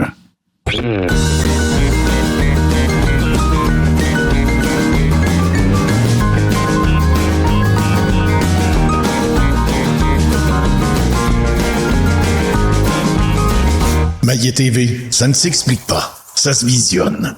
Surtout ce qui est TV.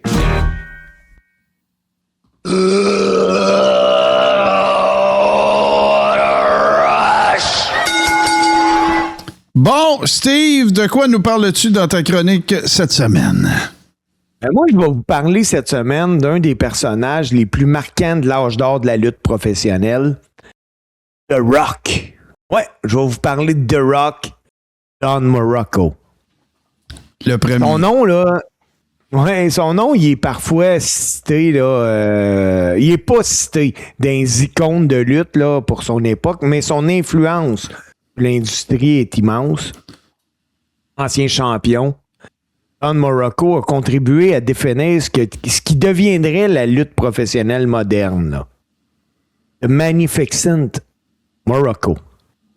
Lorsque Don Morocco apparaît là, ses rings des années 70, il possède déjà tout ce qu'un promoteur recherche. Moi, pour vous donner une idée, là, quand j'étais jeune, vraiment petit, là, la première fois que j'ai vu Don Morocco, je pensais que c'était Lou Ferrigno. Ouais, c'est vrai, il fait penser un peu. Il était gros comme l'incroyable Hulk. Né à Hawaï en 1949, il a grandi dans un environnement où le sport occupait une place importante. Là. Hey, les gars, avant même de devenir lutteur, il a pratiqué le football, il a développé ses aptitudes physiques qui ont fait sa réputation, il a fait du track and field. On pourrait pas dire ça de Don Morocco. Ben, peut-être avant la sauce, oui, mais pas comme on le connaissait. Ouais. Là. Tu es en train de dire qu'il a fait de la sauce? Mais tu On sais, pourrait comme dire qu'il est un petit peu gravied. comme plusieurs grands noms là, dans la lutte, Morocco, il a fait ses classes dans différents territoires nord-américains. Là. À cette époque-là, l'industrie fonctionnait selon un système régional. Donc, chaque territoire possédait ses vedettes, ses rivalités et ses champions. Puis pour un jeune lutteur, voyager, c'était essentiel. Puis Morocco, il aimait voyager. Puis Morocco, il plaisait aux dames, les gars. D'ailleurs, c'était Don Morocco qu'on voit à TV dans les années 80, là. C'était pas le Don Morocco des années 70, là. Celui des années 70, là, un méchant beau bonhomme. Ouais, ben moi, tu sais à qui j'ai toujours trouvé qu'il ressemblait? J'ai toujours trouvé que du visage, pas la shape, mais à Lee Trevino, le golfeur. Ils ont le même genre de face. Ouais? Ouais. Tu iras voir, tu iras googler ça, tu vas voir. Il fait ça, penser. Je vais aller checker ça. Ouais. Puis Morocco, lui, il se démarque des autres, pas seulement parce que c'est un athlète puissant, mais il comprend également comment raconter une histoire dans un ring. Il sait ralentir le rythme quand il faut, provoquer la foule quand il faut pour construire des tensions. Puis ces qualités-là feront de lui un des meilleurs heels à l'époque. Et à l'époque, Morocco, la preuve que c'est un heel qui ne devait pas gagner. Ça, je l'ai trouvé en cherchant pour faire sa biographie. Il était toujours vêtu d'un costume bleu poudre. Et le costume bleu à la WWE, dans les années 80, c'était pour ne pas être beau, parce que toi, tu jobbais. Tu connais aussi la légende des shorts bleu poudre, hein? Non? Les shorts bleu poudre, ça veut dire que tu t'en vas. Oh, Morocco, oui. il y a eu des shorts bleu poudre. Dino Bravo, il y a eu des shorts bleu poudre. C'est un mythe, là, évidemment, mais faites attention si vous voyez les Rougeaux, un peu avant de s'en aller, il y avait un saut de bleu poudre. Ouais. Fait que remarquez ça, là. C'est un mythe, là. Il n'y a pas de secret de la lutte là-dedans, là, mais le monde en parle souvent. Les powder blue shorts, là, c'est un mauvais présage. Dans les années 80, Morocco il a rejoint la World Wrestling Federation, la WWE, de l'époque. On est à ce moment-là, là, à une époque charnière de l'histoire de la lutte, parce que le territoire de la WWF il est en pleine expansion sur la direction d'un nouveau, là, du nouveau poulain, le nouveau marionnettiste en arrière de tout ça, Vince McMahon. La télévision prend une importante croissance également, puis les personnalités colorées deviennent essentielles. Morocco adopte pleinement son personnage de Magnificent Don Morocco. Il a une arrogance, il a de l'assurance, puis il se présente comme une vedette supérieure aux autres. Son style est parfait pour susciter la colère du public, puis lui, il cherche pas à être aimé, Morocco. Il veut être rué, puis il réussit à se faire ruer. Un des moments les plus importants de sa carrière là, survient lorsqu'il remporte le prestigieux championnat intercontinental. T'sais, à l'époque, c'était considéré comme le meilleur lutteur était le champion intercontinental de la fédération.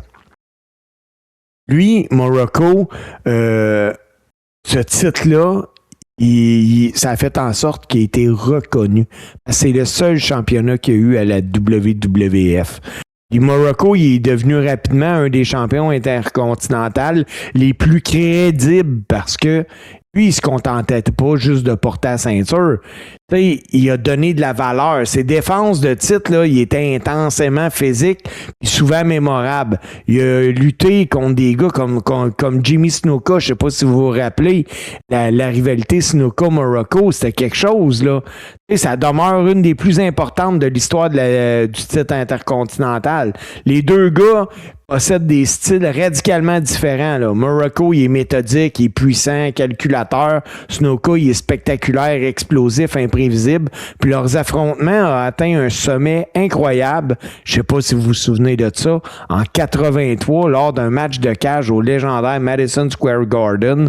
Ce soir-là, l'histoire de la lutte a changé. Mick Foley. Après le Oui, c'est vrai. Mick Foley était là Après juste parce que son idole, c'était Snuka contre Morocco. Oui, après le combat, Snuka grimpe au sommet de la cage métallique et effectue son fameux plongeon à l'intérieur du ring. Aujourd'hui, les sauts acrobatiques sont courants, là. À l'époque, cette manœuvre-là, là, c'était inimaginable. Snuka venait de sauter, je ne sais pas si vous vous rappelez de Gorilla Monsoon, de 25 pieds dans les airs. Ah ouais, la cage en faisait 10 à peu près. Mais, tu sais, c'était vraiment tout un lutteur, Morocco. Puis il y a eu de nombreux historiens de la lutte là, qui considèrent encore la rivalité avec Snuka comme un tournant majeur. Au milieu des années 80, la WWF rentre dans l'âge d'or un peu de la lutte. Les stars se multiplient. Là. Il y a des Hulk Hogan, des Roddy Piper, des Paul Orndorff. Il y en a plusieurs autres. Puis dans cet univers rempli de personnages-là, Morocco conserve une place importante. Il participe aux grands événements puis il continue à livrer des performances solides. Contrairement à certains lutteurs dont les personnages reposent essentiellement là, sur des artifices, Morocco inspire vraiment là, avec le danger par son physique. Un physique imposant puis un style de combat qui donne l'impression qu'il pourrait réellement dominer n'importe quel adversaire. Un autre aspect souvent oublié de la carrière de Morocco, là, plusieurs lutteurs ont appris en partageant le ring avec lui. Morocco possédait la capacité là, de mettre en valeur ses adversaires, mais tout en gardant la tienne. Un grand seller. C'était un grand seller. Oui. C'était pas lui qui... Tu savais, là, ça se peut qu'il perde, mais il n'y avait jamais life fou, Morocco. En 85, d'ailleurs, il a participé à la première édition de WrestleMania. Puis, il a participé au premier WrestleMania. Puis ça signifie qu'il a fait partie de l'histoire. Parce qu'il y a très peu de gens qui peuvent dire qu'il était là à WrestleMania 1. Là, au fil des ans, là, son personnage il a évolué. Il a passé parfois de heel à clean. Parfois, il est revenu heel. Il a trahi du monde. Il s'est fait trahir. Mais il y a une chose, par exemple, pour Morocco, quand on lui demande, dans une interview que j'ai lue, que oui, c'est vrai, je l'ai lu. Lui, ill, clean, whatever. À soir, je perds, whatever. L'important, c'était de faire vivre une émotion aux gens. Puis d'ailleurs, il dit, si j'avais été payé pour toutes les émotions que j'ai faites vivre, je pourrais plus de shoot interview. Moi, je me rappelle de 2 affaires principales, de 3 en fait. Les promos de Don Morocco, pour l'époque, c'était assez groundbreaking. Là. Tu sais, ça a été un des grands gars de promo de cette époque-là. Pourquoi qu'on parle pas beaucoup de Don Morocco? Parce qu'il il a coexisté avec Hogan. Mais tu sais, il y a eu bien des house shows, tu sais, vous vous souvenez, on a déjà parlé de ça, les hay shows, les shows A, les shows B, les shows C. Tu sais, il y a déjà, dans les house shows, il a déjà fait partie des main events avec Hogan, comme heel, puis dans les shows B et C aussi, pas avec Hogan. Souvent, il y avait Macho Man aussi, qui était souvent main event dans les shows B. Troisième affaire, ce gars-là avait un move extraordinaire. Le standing dropkick. C'est quoi ça? Il mettait sa main sur la tête de son adversaire, puis sans prendre, par impulsion, là, pas en se prenant un élan, là, pas en le soignant d'un câble, puis en partant de l'autre bord, puis en se rejoignant au milieu. Là. Non. Il mettait sa main sur la tête de l'adversaire, chloup, pif, dropkick d'en face. Là. C'est qui l'autre que j'ai vu faire ça? C'est Mr. Perfect, Kurt Hennig. That's it, là. Puis, tu sais, Don Morocco, là, c'est 2,60, 2,65, là. Facile, là. Surtout quand il y avait Evan quand il y avait Evan grosse de même, là. Puis il curvait, puis tout, comme Batista dans le temps, là. Mais standing dropkick, c'est assez extraordinaire. Puis l'autre, le dernier point, c'est Mania 4. Le tournoi, son retour avec Superstar Billy Graham dans son coin. Il portait le tie-dye, je sais pas si vous vous rappelez. Ouais. Puis il y avait eu une run intéressante, là. Puis je repartirai pas sur les tournois, ça devrait se faire en une journée. Mais oui, mais je l'ai déjà dit. Mais c'était vraiment c'était tout un athlète, le gars. Tout un athlète. Lui, dans le fond, c'était, tu sais, tantôt on parlait de Sheamus, là, tu sais, c'était, Morocco, à son pic, là, c'était un semi-main event, tout le temps, là. Tout le temps. Puis, tu sais, t'as eu plein de Saturday Night's main event dans le temps qui voulait dire de quoi que Morocco était soit dans le semi ou même dans le main event. Particulièrement aussi, il y a eu une époque où il se faisait manager par Fuji. Un très, très grand worker, assurément. Aucun doute. Ben, lui, Morocco, là, sur le Bret Hart Meter, côté look, il y a 20. Ah, il était gros, ça n'avait pas de bon. Mais l'affaire, par exemple, qu'il faut que tu dises, là, tu sais, tu disais, tu fais de la sauce. Ben oui, il a fait de la sauce. Parce que quand tu regardes Don Morocco, mettons, à l'époque des territoires, puis tu regardes Don Morocco à WWF, c'est pas le même gars, là. C'est pas le même, là. C'est pas le même gars, là. Tu sais, des veines, ça n'existait pas, là. Il n'y en avait pas de veines, là. Fait que, tu sais, c'est sûr qu'il y a eu un peu de sauce là-dedans, là. Ça, c'est clair, mais tu sais, c'était ça. Oui. À l'époque, c'était ça, là, tu sais. Fait que, tu n'avais pas le choix d'en faire. C'était même pas illégal. Pensez à ça 2 minutes, là. OK? Au début des années 80, là, les stéroïdes, c'était pas illégal, là. Non. OK? Partez avec ça, là. Ouais, mais non. C'était pas illégal. T'allais voir ton médecin, tu disais, donne-moi des stéroïdes. Le médecin, sa seule job, c'était d'être sûr que ça te causerait pas de problème. That's it, là. Ouais. C'est après que c'est arrivé, je pense que c'est sous Reagan ou je sais pas trop. Puis là, ben, évidemment, en 93, il y a eu toute la saga avec McMahon. Reagan, c'est qui a fait la saga, la guerre aux stupéfiants. Ouais, mais c'était pas quand il a fait War on Drugs, là, c'était pas les stéroïdes. Là. Ça, c'était d'autres choses. Mais je pense que c'est sous l'administration Reagan que ça a commencé les discussions sur le fait que les stéroïdes, ça devrait être considéré comme de la drogue. À part dans des cas très précis médicaux. Puis après ça, ben là, tu sais, le trafic puis tout ça. Puis tu sais, les gens pensent que, bon, les stéroïdes, les histoires de scandales de stéroïdes, ça a commencé à la fin des années 80 puis 93. Alors, il y a eu Balco après ça. Il y en a eu plein, là, des scandales de stéroïdes. Tu sais, la course au coup de circuit, là, c'était en 98, même affaire, là, tu sais, fait que... Un Tour de France. Ouais. Tour de France, tu sais, fait que, tu sais, je dis pas que les gens font ça, mais tu sais, les stéroïdes, c'est vraiment pas juste une affaire de lutteur, là. C'est caliste. Ben non. Clairement pas. Écoute, c'est pas dur, là. On va se dire la vérité. Moi, j'avais écouté à un moment donné un reportage sur la médecine, puis il disait que c'était humainement impossible de faire le Tour de France. Ouais, ben oui. C'est inhumain de faire ça. Là. Hey, d'ailleurs, la semaine passée, c'était la première fois ou une des premières fois que le Tour de France a été raccourci en raison de la chaleur extrême en Europe. Là. A fallu mais c'est ça, c'est humainement impossible. Il n'y a pas un corps humain qui est capable d'endurer de. Hey, si vous pensez, là, ils sont en vélo, non, c'est quelque chose, là. C'est vraiment quelque chose. C'est des fucking athlètes. Sécurité man, attends pas que je te revoie, toi, les podcasts de lutte, les stéroïdes, ça dit assez de niaiserie, c'est louche, là. Tu nous as pas vu dernièrement, là, parce que je te jure que je me promènerais pas avec ma portée de chiot, là, si je faisais de la sauce, là. M'a dit un affaire, Martin, je pense qu'il a vu notre poster.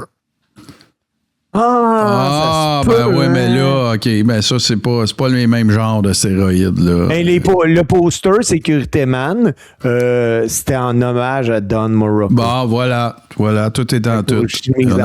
On a mis notre shape Don Morocco, mais moi, tout à l'heure, plus tard, aller me coucher, je vais avoir la shape Martin Godette. Puis, écoute... Il n'y a pas Martin Godette puis sauce dans la même phrase, ça peut juste concerner les maillets, pas les drogues qui permettent d'augmenter la performance. Voilà. Pas une poutine extra sauce. Non. Ouais, moi c'est poutine. Encore. Mais non, mais pour vrai, fait que c'est ça que je voulais dire tantôt, c'est que tu sais, Don Morocco, il a été un peu particulièrement quand il était à WWF, il a été un petit peu victime de son époque, c'est-à-dire que c'était une superstar, mais l'arrivée d'Hogan a tout changé le système au grand complet. Là, Hogan, c'était la pareil à cette époque. Ben non, puis c'est parce qu'Hogan est devenu la grosse machine qu'on nourrissait de heel méchant puis impressionnant. Fait que Don Morocco, il a passé dans ce crocheur-là. Sauf que Don Morocco va te le dire, comme n'importe qui d'autre va te le dire, c'était le rêve de tout le monde d'affronter Hulk Hogan. Parce que même, je m'en sac de perdre parce qu'il était payé sa gate. Bonsoir. Ça a payé from heaven. Voilà. Moi, j'ai jamais compris, par exemple, les gars, pourquoi que Vince n'a pas réuni Don Morocco et Dino Bravo en équipe. Ça aurait été parfait. Ben, écoute, si on commence à faire les équipes potentielles de l'époque, tu sais, parce qu'il y avait tellement de monde à WWF, c'était fou raide aussi, là. Tu sais, avant... La par équipe était écœurante. Ben oui, avant que tu les aurais mis où, tu sais, il y avait tellement d'équipes de rêve, là, tu sais, les Rockers, la Hart Foundation, puis name it, Demolition, tout le kit, mais... Si tu. Parce qu'après le fameux tournoi Mania 4, là, Morocco, on ne l'a pas vu, puis il s'est retiré dans ses terres, puis je pense qu'il est retourné à Hawaii, même, des shows d'interview que moi j'ai écoutés. Oui, ben il y avait. Il s'occupait d'une fédération de lutte à Hawaï, quelque chose comme ça. Ben, écoute, si un jour vous avez la chance de regarder. C'est produit par l'équipe de Dark Side of the Ring, mais c'est coproduit avec Dwayne Johnson de Rock, là. Tales from the Territories. Histoire de territoire de lutte. Il y a l'histoire, ça s'appelait la PWF, Polynesian Wrestling Federation à Hawaii, qui était gérée par Peter Maivia, qui est le grand-père de Rock, qui est décédé très jeune, je pense qu'il avait 43 ans, puis c'est sa femme qui a repris ça. Ça a été la première, ou en tout cas, si c'est pas la première, c'est une des premières. Ben oui, c'est la première promotrice, je sais pas si c'est un mot, promotrice de lutte professionnelle qui n'était pas caucasienne de l'histoire. Écoute, il y a eu une aventure là-dedans de FBI, d'arrestation. Il a fallu qu'elle soit déportée, s'en retourner à Samoa. C'est une histoire invraisemblable. Si vous avez la chance de regarder ça, Tales from the Territories, ça parle du territoire d'Hawaï. Et pourquoi ce territoire? Puis ça concerne Don Morocco, là, je fais pas du coq à l'âne. Le territoire d'Hawaï, il était super important. C'est à cause du territoire d'Hawaï qu'on a pu connaître les lutteurs qui venaient de Samoa. Pourquoi? Parce que quand les Américains ils allaient lutter au Japon, ils faisaient escale à Hawaï. Fait que ce qui arrivait, c'est qu'ils débarquaient à Hawaï, ils appelaient Madame Maivia, puis t'as-tu de la place? Je m'en vais au Japon, j'arrive telle date, oui, on va te booker samedi soir, fais un PD là, prends une coupe de bière avec les boys, rembarque dans l'avion, t'en vas au Japon 3 semaines, 1 mois, whatever. Puis en revenant, tu faisais la même affaire. Fait qu'il y en a eu, tu sais, fait qu'ils ont tous passé là. Kevin Sullivan, Ric Flair, de la gang, ils ont tous lutté pour la grand-maman de The Rock. Fait que, voilà. Fait que André, il luttait là. André aussi. André Macho. Ouais, ils ont tous passé. Puis c'était, fait que c'était très stratégique, le territoire d'Hawaï, pour quand t'allais au Japon, parce que d'aller au Japon aussi, c'était hyper payant. Surtout quand t'étais pas japonais, parce que t'étais toujours le gros méchant qui vient de l'extérieur, tu sais, le gaijin. On a juste à penser à Vader, Stan Hansen, il y en a un paquet là, qui ont fait fortune là-bas. Hogan aussi, au début des années 80. Fait que voilà. Hey, Steve, merci. Grosse chronique à nouveau. Mais tu nous as toujours, bien sûr, habitués à ça. Il nous reste, écoute, une petite pause qui concerne la nouvelle star, n'est-ce pas, de Tout ce qui TV, puis on revient tout de suite après pour le close.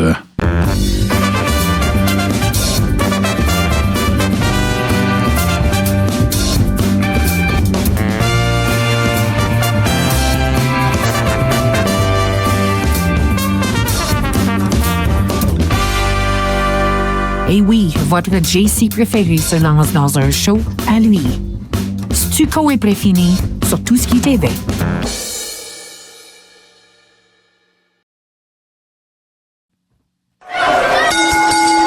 Finally, The Rock has come back home. Voilà, je vous l'annonce à nouveau. Et après cet épisode, il va en rester hypothétiquement 2, parce que là, il y a des considérations d'horaire, tout ça. Je sais que Steve, il est un peu pris la semaine prochaine, mais il y en a un, c'est certain. Puis s'il y en a juste un, ben le dernier, Lexicomania. Fait que là, ça va être vraiment, parlez-en là, aux gens que vous côtoyez, parlez-en aux autres membres de la Tout-ce-qui Nation, ceux qui nous écoutent en podcast ou peu importe, on va démystifier enfin la terminologie de la lutte, et il y en a en tabarouette, là. Ça va être un 2 heures bien plein, là. OK? Fait que, tu sais, c'est quoi le sandbagging?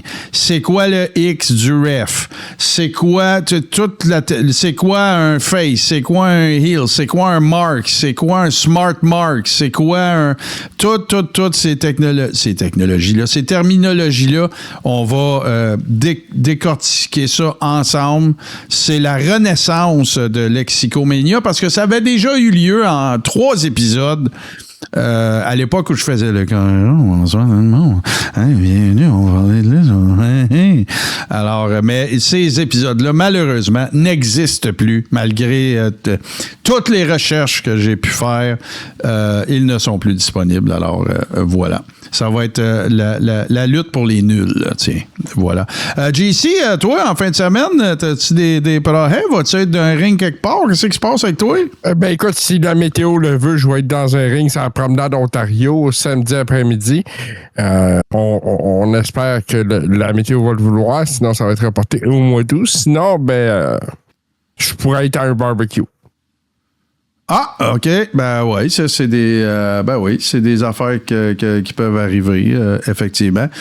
Steve Sauvé, toi, le grand travaillant, qu'est-ce qui se passe avec toi? T'as-tu...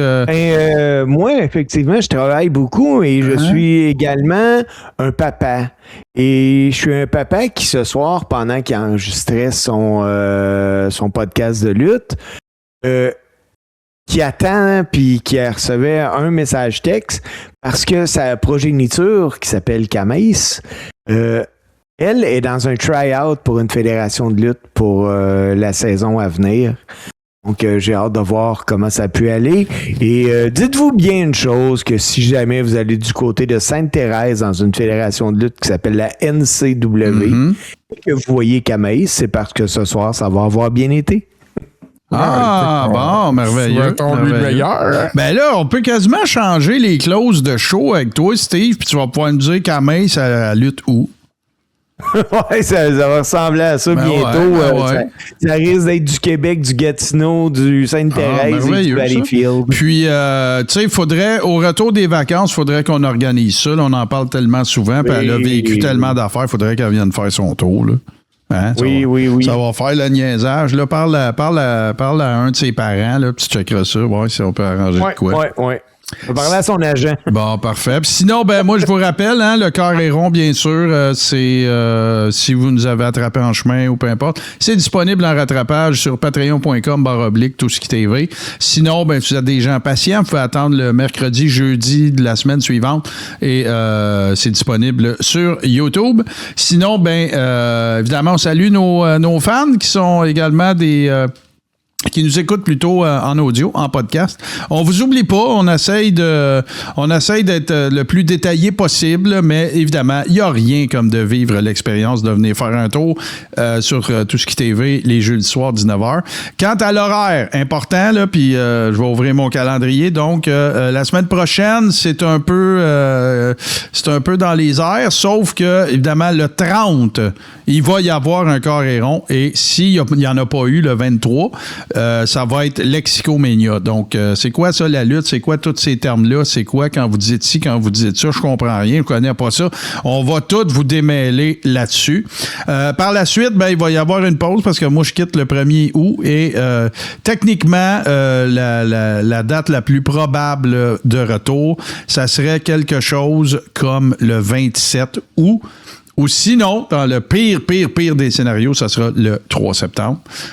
Mais parce que quand je vais revenir, ben tu sais, quand tu t'en vas 3 semaines, quand tu reviens au bureau le lundi matin, tu manges une sapristi de volée. Fait qu'on va faire notre gros possible.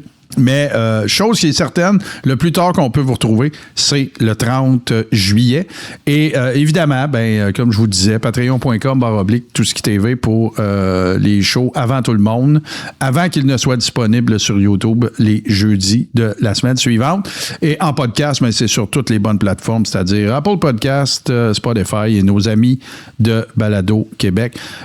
Moi, messieurs, je vous revois peut-être tous les deux en fin de semaine. Alors, c'est très sympathique. Sinon, ben, je vous en souhaite une bonne et à tout le monde aussi. Hydratez-vous, hein. Tu sais, on chialait cet hiver qui faisait fret, là. Ben là, c'est fini, là. Il fait chaud. Fait que, salutations à tous et toutes. Prenez soin de vous, ceux qui sont autour de vous. Les boys, merci encore. Et on vous retrouve très bientôt. Bye bye!